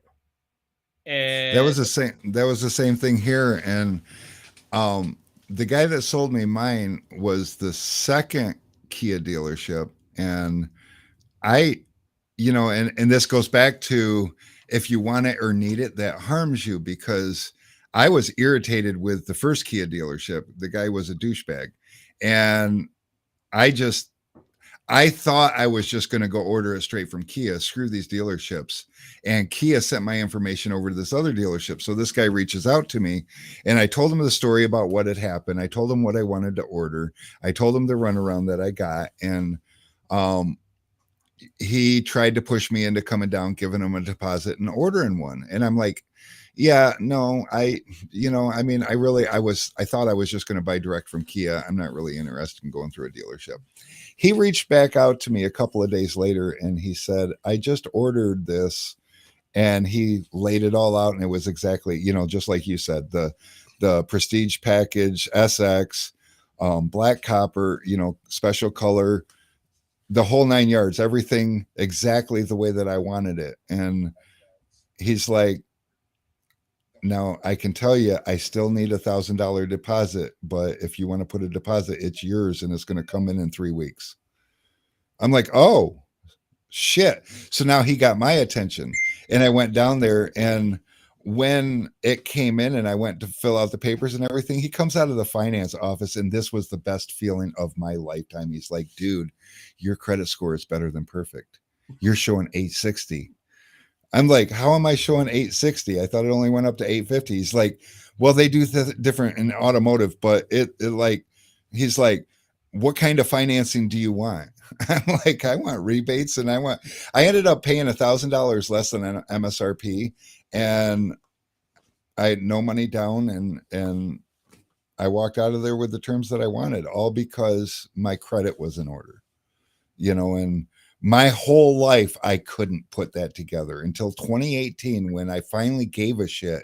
And I'm telling you, you're absolutely right. The credit is best served when you don't want it, because then you can enjoy it. When you try to get credit when you need it, you're constantly scraping and fighting and climbing and maxing out and not getting ahead, not knowing why, because I've always carried high balances on credit cards because I thought that's what they were for. And now, like, Alex is young, and he's starting, and I keep hounding him, how much you owe on your credit cards, pay him off. Every time he gets a little extra money, I'm like, pay off your credit cards. And you need to play the game too. You can look on and find out when your credit card reports, and pay it off the day before it reports and run it back up the day after it reports. It doesn't matter, as long as your report shows that you owe nothing, then, or less than 5%, you're golden. And it works, and I used to do that. I don't do it so much anymore. yeah. But I only carry, like I said, I'm like at 18%, which is still high. And when I like my credit score,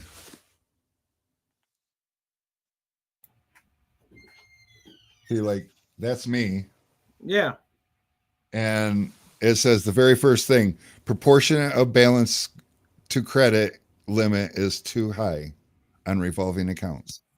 And the bottom line is, if you use your credit cards, it hurts you, but you have to have them because it helps you.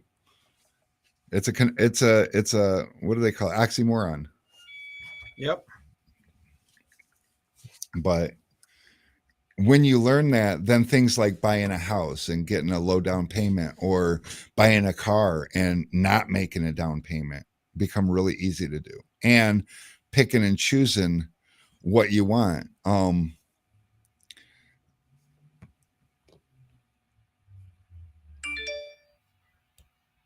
Cash money is an army, better yet, a navy. Rick Tolman. I swear.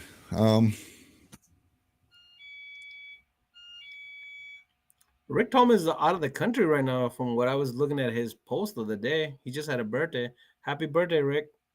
Yeah, happy birthday, Happy Rick. birthday. We should sing. No, we shouldn't sing. Um, Give me 1 second, guys. I gotta lock this door. Give me 1 second. Sure thing. Garrison said nobody told him that the tint keg doesn't come with another tube to connect this for the second hose. You know, that's actually a fair point. I mean, they don't, because it's just basically a soda or a homebrew keg, and they only come with one hose because the design of it is one side is in and the other side is out, and that's why we sell a dual hose conversion kit, because it comes with the long tube and the different style post that actually connects another liquid connector to it. And but maybe we could possibly put some wording on the website to mention that, I guess, because the dual tube is on the Sun Distributing site. It's I can do this. I'll just post a link real quick because I'm good at that.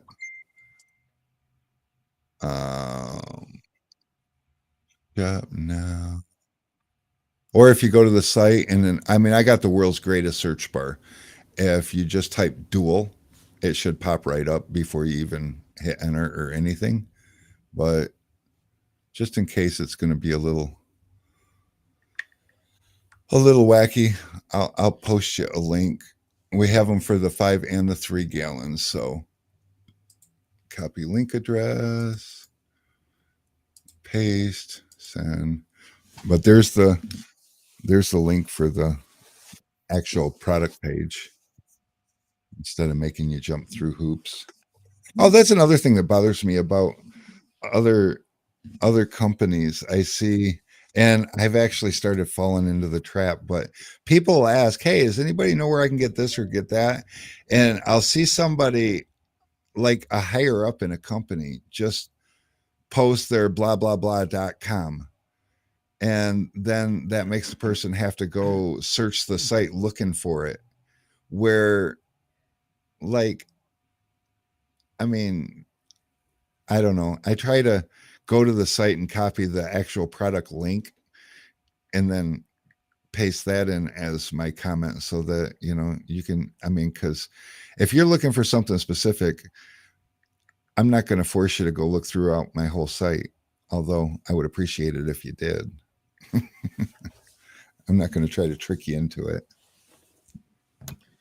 Hey Rick, I got a question for you. I shared the link with you and Alex and a few other. On my restream, I just did a duplicate of last night's event to do the next week's, and we got a special guest that's going to talk about taxes. So it's one of a really important one, because this guy's is a tax guy, and he'll answer questions for people on their personal and their business stuff. But my question was, how do I once I duplicate it, how do I change the image? Because it still has my old image, and we made a new image just for this show next week. Actually, T-Town made the image for me. And okay, so if you go in, you can go and see, I've never duplicated. I always make a new one. But if you go in there, you'll have the event sitting in the event in the main page. You should somewhere be able to, there might be 3 little dots or a gear or something to edit. and then you can edit it and then go through the things, and you should be able to change the image. Yeah, I mean, so like when I go on there right now, it has my 4 channels that's on there. It says Enter Studio or add, I guess, a guest, but then it has a little pencil for editing. But the only thing it shows up on the editing is edit event and choose destination and customize stream details. So the only thing that shows is you turning off the channels that you wanted to do it on, and then just has a date and time on there. It doesn't have anything where it shows the. All right, I'm going to create one and see if I can't. So somebody's like, hey man, you didn't.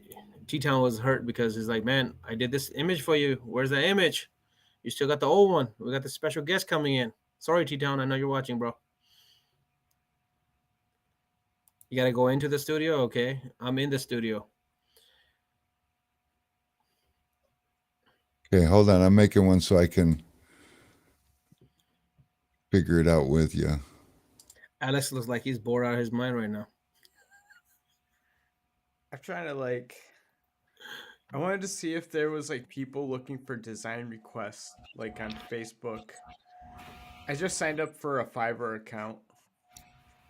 Oh, Ness, what's up? So you gonna start doing designs?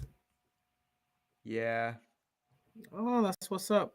So on Fiverr, isn't like you're not able to allow to talk to the end user, right? You have to use a third party to communicate. Yeah, everything has to run through Fiverr so that, everybody makes sure everything's on the up and up. Yeah, I had my logo done through there years ago, and then at that time I was able to. They didn't have that regulation years ago, but after that, I tried to do it again with the same people, and they're like, "Yeah, we can't communicate. You got to go through, you got to go through the actual channels, and everything has to go through a third party. We can't direct communicate. We can't call you, whatever." I was like, "Damn, dude, that's frustrating."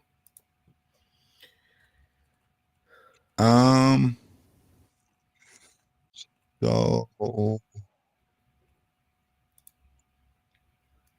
T-Town, I'm in the stream, bro. Where to go next? yeah, I'm not seeing it.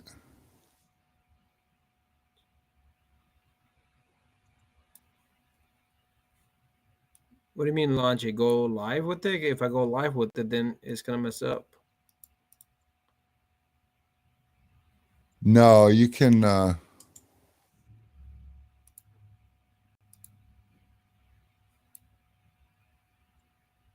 I'm not seeing Oh, he it. found something. At least I found out where the virtual background is. Pushing buttons.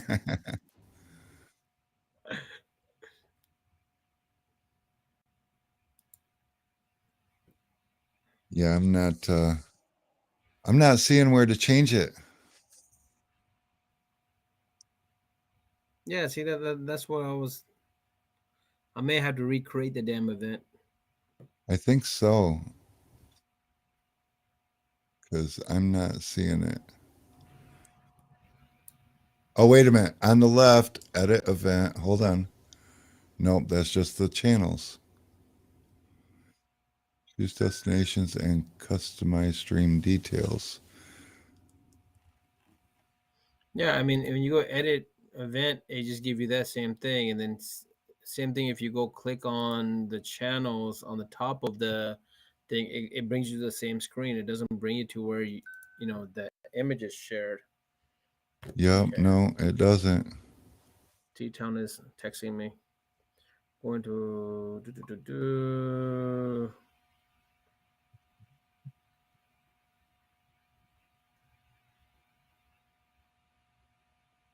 No, you might have to.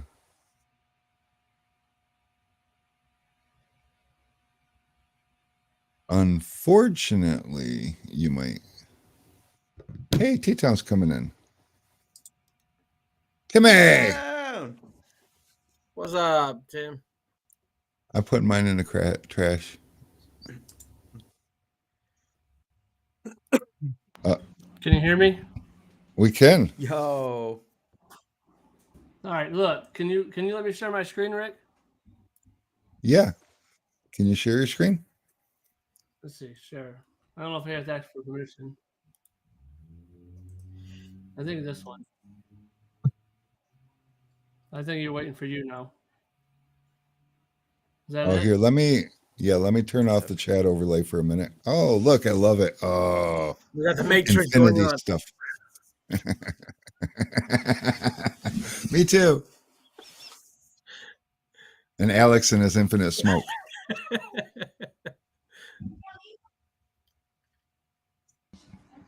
Yes. Can you see me now? We can see, Yep, we we can. see you about I see 100 your times, big bro. screen. That's why I asked.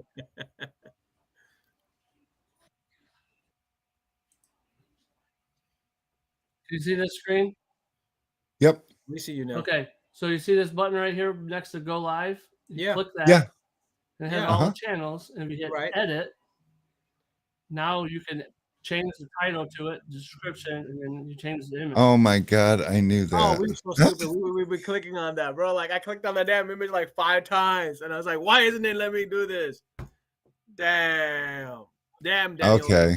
Did you figure that out? You see that now? Yeah, I see it, bro. Yeah, freaking. I'm like double chatting here. All right, let me go in the event real quick. Hang on. Maybe it's because I'm watching the live stream at the same time.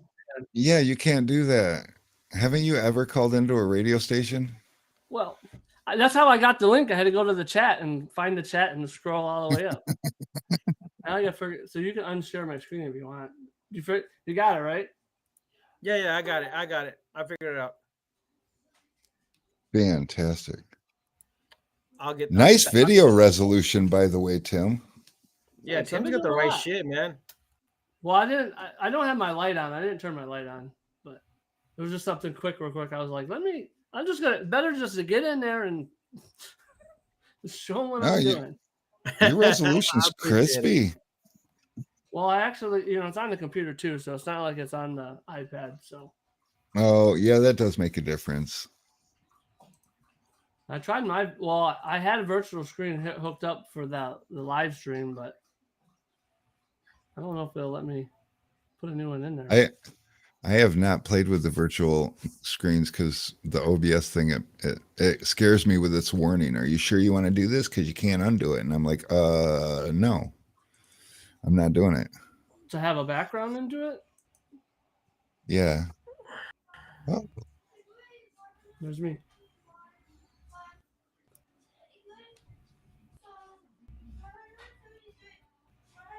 My question is, I wonder if you can get a better one. All right, D-Down, what do you want to change the title to? So yeah, it's gonna work better if you have like a solid background behind you. I don't think does it have an option for green screen? I thought it did, but I might be thinking of the OBS one. Maybe. If it has an option for green screen, then definitely. But otherwise, any solid color background is going to be better. And it does. It says green, blue, magenta, or custom. So if I turn on green, if you turn on green and hang a green curtain behind you, then it'll be much crisper. That'll be what I'll be doing on next Monday. I'll have my green screen put up behind me. Just too much to put up and down. Yeah. Well, they make those ones that, pop up like really quick, but they don't seem to be big enough. Now, if you're close and you can put it like me, I'm in a U-shaped desk, so it would have to be too far away from me to actually work. And so those wouldn't be big enough. But if you're close enough to the camera and you got room directly behind you, you can set up a green screen right behind you. And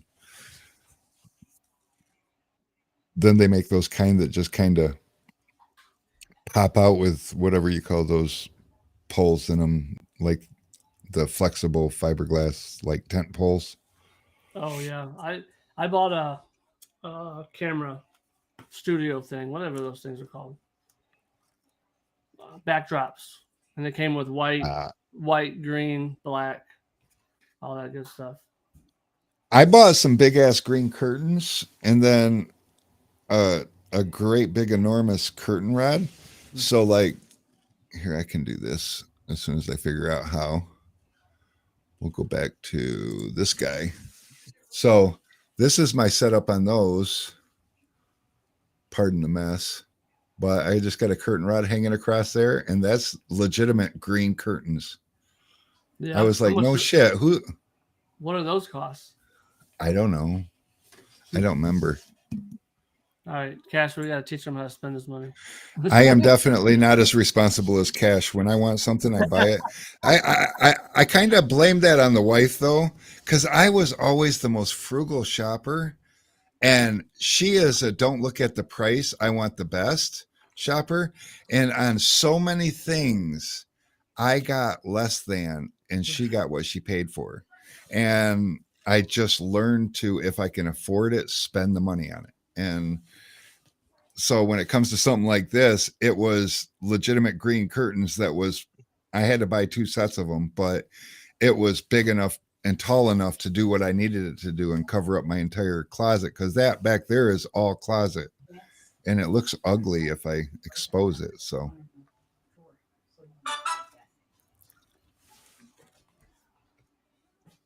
bum, bum. Yeah, that's how I was. That's how I've been lately since I've started, doing my own stuff. Is if I want it and I need it, I buy it. No credit card use for me no more. I like it. Paying them off now. Yes, have them and have them empty. I don't know. Yeah. My credit scores since I've started my own thing and all that other stuff. I haven't used my credit card since any of my credit cards since, because I have such a high balance on them, but I haven't used them since. And then my credit scores went from like 6. I bet you I was at like 615 to I'm probably at 715 now, and paid off probably like 4 credit cards. So Yep. my wife has And been just keeping me on track. Keep doing that and it keeps growing. The hard part is, and if you can get something non-revolving credit, like an equity line of credit or a personal loan, if you can qualify and then turn around and pay those off with that, it'll immediately boost your score way up. And like, if you got a personal loan, I don't care if you got a personal loan for $500,000 and you owe $500,000, they don't seem to count that against you. But yet, if you have $500,000 worth of credit and you're using all 500,000, your credit score is going to be shit. And the more credit you have versus the more you owe, the more impact it seems to have. So there's just a ton about that. There's my light. It's on now. Your camera was like, whoa, hey, oh, wait, I know what to do with this. Never mind. And it actually cleans up your edges better, too. Oh, it does. Yeah. Well, hey, kind of. Not 100%, but the shadows make it struggle. Yeah, So. I figured, green screen would be nice. It would be nice to have that little pop up. That would be really nice to have. But that's what I was doing while you guys were on live. I was like, I'm gonna mess with my green screen. You guys start talking about green screen, so I just changed it now. Now my logos will be right next to me, right in between me. I have a light, but I have to walk all the way around my desk to turn it on. Your image is great, though. I worked really hard on my image. more than just my even better, bro. Image. Oh, you like that one? I got a shortcut key for it, but I never use it, so I don't remember what it is. But yeah, there we go. You said, and now that's OBS that does that? No, that's Snap Camera. It's a whole nother app. But you got to run it through OBS, right? Yeah. I use that as my main camera, and then I just have it on default. So it's neutral or passive. But then if I click something, then I can be whatever I want to be. See, I try to use OBS. I could be a jackass. I could be a jackass if I want to. I try to use OBS when I had my other computer, and it seemed like a lot to do to just stream a video. That's why when I go live, all that stuff, I just hook up Restream and go. I like the Pixar one. Makes you look young. Yeah, see? Yeah, there you go. Even with my gray hair. Yeah, man, you're in your twins again. Alex is like bullshit. Where I got the Island Boy. But there's, you know, I mean, I could, yeah. They said the Island Boys are in jail now or something. Oh, bald Me headed. me without hair. Didn't they Any get hair. arrested for being conspiracy to some murder or something? I was scrolling and I didn't stop. I just seen it. And I'm like, and he just had that up, so I was like, I'll mention it. I'm the same guys- way. I see things, I look at the headline, I pass.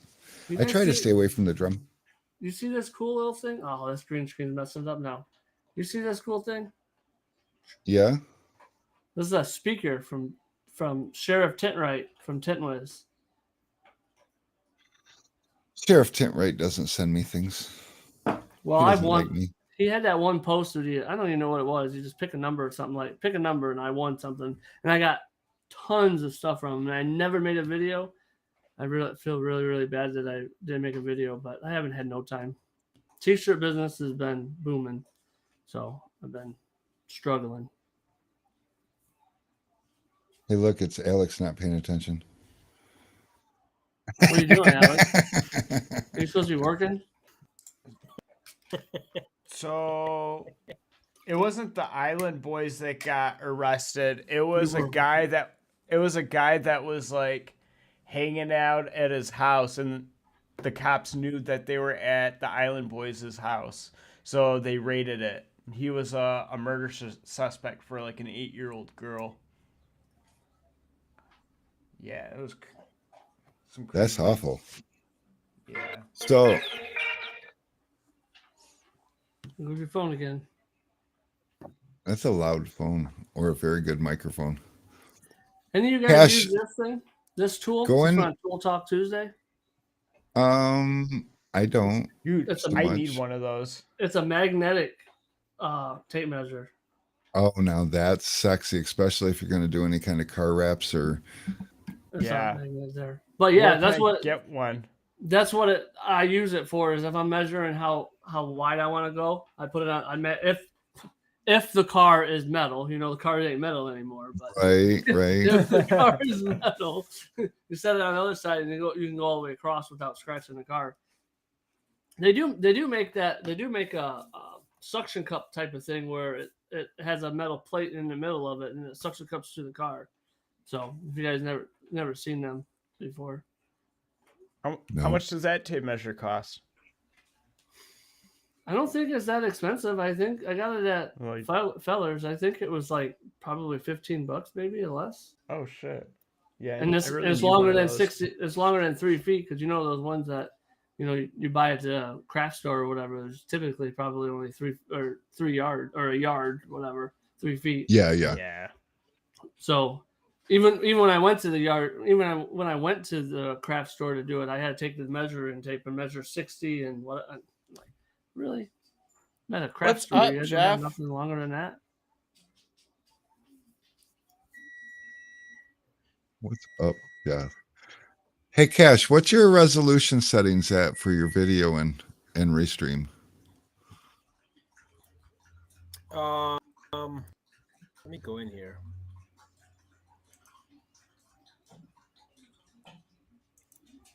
I think it's at Yeah, I'm at 1080. I think 1080p. me and no, we're at a 480. No, it's a 720, man, on this one here. That's why. I thought your resolution diminished a little bit, and I was wondering if it was when you were clicking stuff and Well, finding well, stuff, but I was playing with it, so Yeah, that's kind of weird. Like I would have thought mine would have been. I have like 1,700 tabs open on my screen. I've been working today. I normally do on a regular basis. I usually have, 5 or 6 different browsers open with anywhere from 5 to 20 tabs in each browser. And That's how I organize stuff. Today I went through and I closed a whole bunch of them. I'm like, I haven't looked at these in weeks. You got to go. Because when I get too many open, all of a sudden my Facebook page will go, oh, snap, something went wrong. Don't have enough resources. And I'm like, what? Yeah, well, aren't you one of the ones that told me to switch over to Chrome? Using Chrome, probably. Or do you use Chrome? I use Your Chrome. Yeah. browser? Yeah, I think you're one of the ones that made me go over to use the Chrome, and I always get that when you got to update it, and then you got to close everything out. All right, Like, how's the resolution? 80. We're back. That's way better. Now Yeah, you're 'cause crisp I like was- the rest of us. Well, because I was doing what T-Tone had told me to do. T-Tone, check out the link, bro. See if it updated. Because I went to save.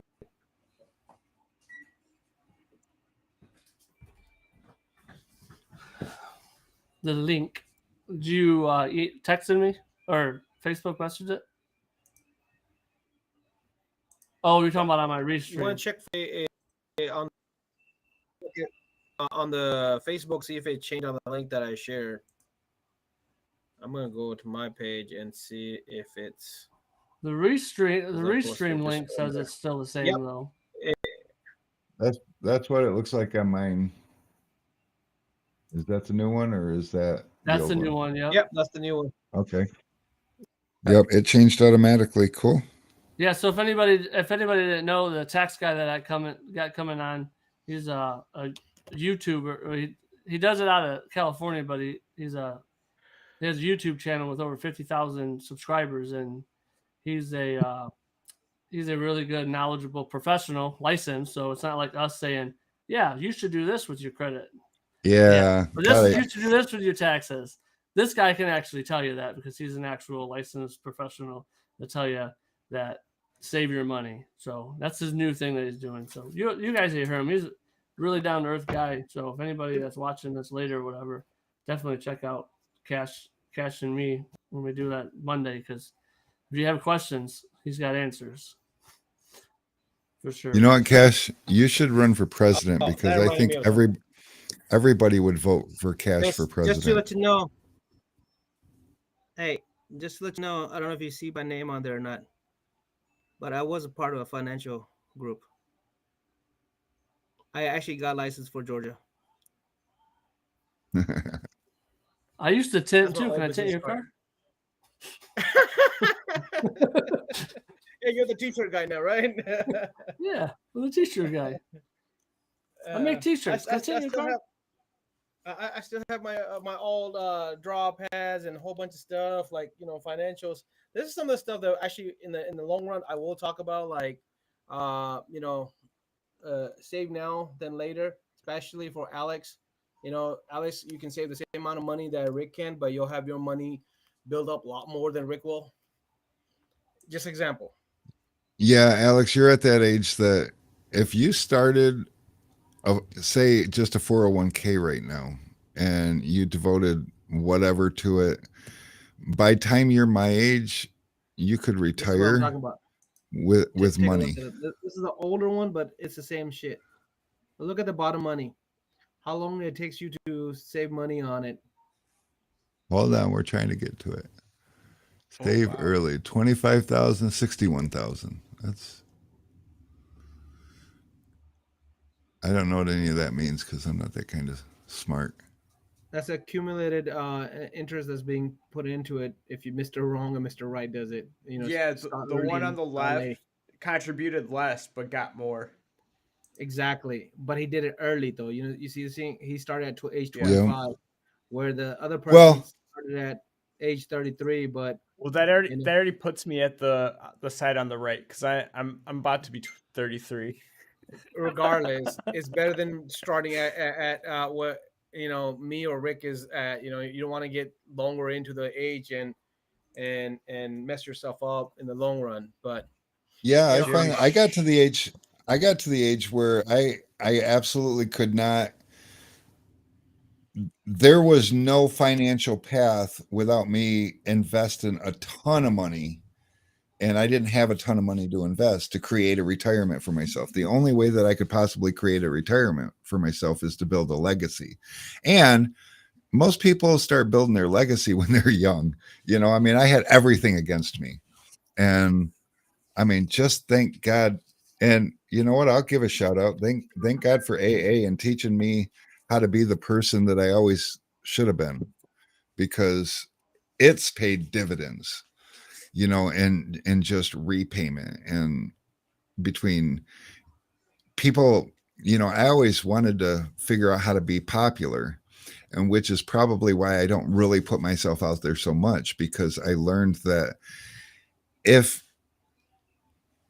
you do the right thing, you people are attracted to you, if that makes sense. Like, you don't have to be popular to be no, that doesn't make sense. I don't know. I try not to pay too much attention to it. I just noticed that since I got sober 14 years ago and learned a new way of living, people seem to be more attracted to me. And any other time in my life where like the courts forced me to sober up for a period of time, people were not attracted to me. So it's not just because I stopped being a drunk. There was something else more involved, and it was the way that I learned to judge myself, treat others, and hold myself, most importantly, accountable for my woes. Well, I mean, it goes down to what you said earlier, man. One, you're at peace with yourself. Two, Mhm. you want to treat others like you want to be treated. And then, you know, what me and my wife a lot of time talk about is you do good, do for goodness. Like, what am I gonna get back in return? Is those people is the ones that people just automatically come close to. Is if you turn into that one person that is just doing goodness just for the goodness sake, and you don't care about the returns. Ultimately, that's my goal, man. I want to be that person where I don't care what my returns are or not, because I just want to help all people and be good at it. And and it does attract people to you. Honestly, it does. Uh, and but it's not like, hey, man, I'm trying to build a new company. I'm trying to do this, do that. No, man, I have a company. That's fine and dandy. That's where my money's coming from. But what am I putting out as a good aura, as a good vibe? Whatever you want to call it. Where's that energy coming from? When you have that good energy coming, you feel better, you walk better, you talk better. I mean, it's just all good feeling. Ultimately, my goal in life right now is, yes, I want to have a future for my kids, building good for them. I want my business to succeed. I want to open up another location, all that stuff. That's all my other stuff. But as a person, I don't want anybody, and you can attest this with most of my employees, that unless they got fired for a wrong reason, I'm in touch with employees that used to work for me 15 years ago, man. Like, they still come and shop with me because we still have a good relationship. It's been to a point where I had a distribution center. I had so many employees. I forget how many employees I had, man. I have people that come up and they're like, "Hey, Cash." I'm like, "Shit, who was that?" And my brother be like, "Hey, that was the guy that worked for us." But it happens. I Yeah. talked about the guy that the Crown Vic and the Civic. He's no longer with me because he had another opportunity. And I tell everybody, bro, whatever helps you and your family, go there. If it's not right with me, you can get a better opportunity somewhere else. I'm never gonna hold you down on it. I have Yeah, for sure. I had my first sales guy for my wholesale division that came on to me. He had a real bad interview. Came back 3 months later. We connected. We got on. 3.5 years later into it, and he told me about a year and a half into it that, hey, I'll eventually want to do my own business. 3.5 years later, after he was with me, we both talked, and he left and did his own thing. Well, that was in 2017. I'm his regular call. I'm actually his call when he gets in jail too for being drunk. But he talks. He calls me and discusses his personal stuff and his finances, because I helped him on his finances. He came to me, and Hmm. he had an old ass raggedy Mustang that was falling apart. When he left me, he had a house. He had a G37 Infinity. He had freaking 780 some credit score, and when he came to me, he was at 524. And we did that in like a year and a half, man. So he's another person that every time calls me, I'll take him out. Yeah, I'll be at home and I'll take all with him just because he wants to, stress out or whatever. He wants to, vent and get advice on business. Recently his business started taking a toll this year, and I advised him to go work for somebody for temporarily, man. You need to provide for yourself. It took him 3 months to realize that, even though he knows me for so long. But I got that call last week saying, hey, thank you. I'm at this job. I'm now third week into it. And you were right. I'm a lot less stressed out. That's a whole nother good, sound financial piece of advice that a lot of tinners in our industry could benefit from. And that is, look at your situation, be honest with yourself. And is it better to go work for somebody? I worked for somebody for 22 years of my career. I was making $920 a week when I lost my job in 2011, which in 2011, that was, it was livable money. We had a life. I owned a house, it wasn't a lot of money, but I see all these tinners that aren't ready for the business role, and they're not getting by because they would rather make 100% of the money, not realizing that the money isn't equal on both sides of that fence. Work for a businessman. He's making money because he's a businessman and he knows how to maneuver that side of the fence. Just because you're a great tinner, it doesn't mean you're going to succeed as a businessman. I learned so much from the people that I worked for. And that's one of the biggest reasons that I'm successful now, is because I learned what to do. I learned what not to do by working for people. And there's a chance that if I would have not had that experience, I might not have had, I might be tinting out of the garage in my house and just glad that I can pay my bills and have a little bit of extra money. That's what I'm doing. Yeah, you're growing too, and rumor has it you're outgrowing your situation, which is a good thing. If I did a walk around with my house right now and seen everything I have laid out, you'd be like, yeah, the shit in the living room and the back room. Well, this is actually kind of clean, actually, but yeah, I've just got done finishing 2 big orders, really big orders. Yeah, so, for sure. Hey, look, I just learned something new. There you go. Oh, now you got to get your lighting working a little bit more consistent, so you can hone in the details, and or just don't move around so fast, because when you sit still, it looks real good. When you move, it's like confused. Yeah. So, or I got the lighting already ordered for. Hopefully, I'll get it before the Monday stream. It's supposed to be delivered. Or green screen. Oh, look, there's a. I got my screenshot in there. Wrong. That was a wrong picture. Just keep your head where it's at. We'll pretend we don't see that. I am out of here. Oh shit! Guys. It's 6:08. We're late again. Yeah. Alex, you aren't. Yeah, Alex, I gotta you're in charge. You're in charge of the time clock, and I gotta go to a Zoom meeting with my classmates, so I gotta rush home.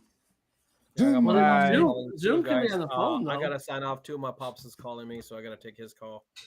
Yeah, we're supposed to be done at 6, but we appreciate you, man.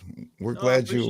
Man. Thank you for helping out. You made me learn some more stuff today, and it was great talking to you. Honestly, you've been through a lot of the situations I've been through, and that's just good to hear that we're on the right track. We're doing this, right things. You kind of did the same thing, and you pointed out the same things that I've been preaching and I've been talking about. Same actions, same results. I mean, the proof is in the pudding, and that there is definitely no reason to reinvent the wheel. Most of us just need to learn how the wheel was made, or its intended use. And I think your idea is a great one, because it is something that this industry lacks, and we as tinners, we struggle with financial freedom. No matter how much money most of us make, we're not good at what to do with it. So yeah. But I appreciate you guys, Tim especially. thanks for coming on and showing us how stupid we are. Because Yeah, stuff happens, right? The looking best right part- at it, The best part about it is that it looks like he's got a shirt that I've made, and it looks like you might have a shirt on that I made too. That's the best. no, you didn't make Oh. this one. I have This is to. T-Town right there. There you This go. is the one that you made, and I need to take it home so I can wear it. Oh, it looked like Because- it was. And guess what? Soon as I go outside in this cold in Atlanta, guess what I'm wearing? That's the Another best part. T-Town product. That's the best And I part. love this, dude. This hat is the warmest, dude. This shit is phenomenal. Honestly. Oh yeah, that's the one with the inside in it. Yeah, bro. I love it. This thing makes you snuggle like you're in a snuggly or whatever, bro. But it is great. Honestly, I love it. Yeah, good. All right, guys, Thank have you. a great night. Absolutely. Rick, thank you so much, brother, for helping out and getting me on there. Honestly, that was a lot, man. I wasn't expecting this, but thank you so much. Hey man, I need a purpose every Tuesday. I get bored of talking about tools, and I answer questions about tools because I've talked about all of them, and it's like, which one do I rehash? So need if some new somebody ones. needs something, we do, but that part's not up to me. I'm not in the tool making business because I did the whole tent keg thing, and that blew up, and I don't need any more good ideas because we don't have the time or the manpower. So we'll let other people come up with the good ideas and we'll sell them. So that is that. But you guys, I appreciate you. And Jeremy, I see your comment. I will. Oh, yeah, T-Town, send me a You link, got screwed on please. some microfiber. I'm not even sure. Uh-oh. All right, guys, Uh-oh. have a great night.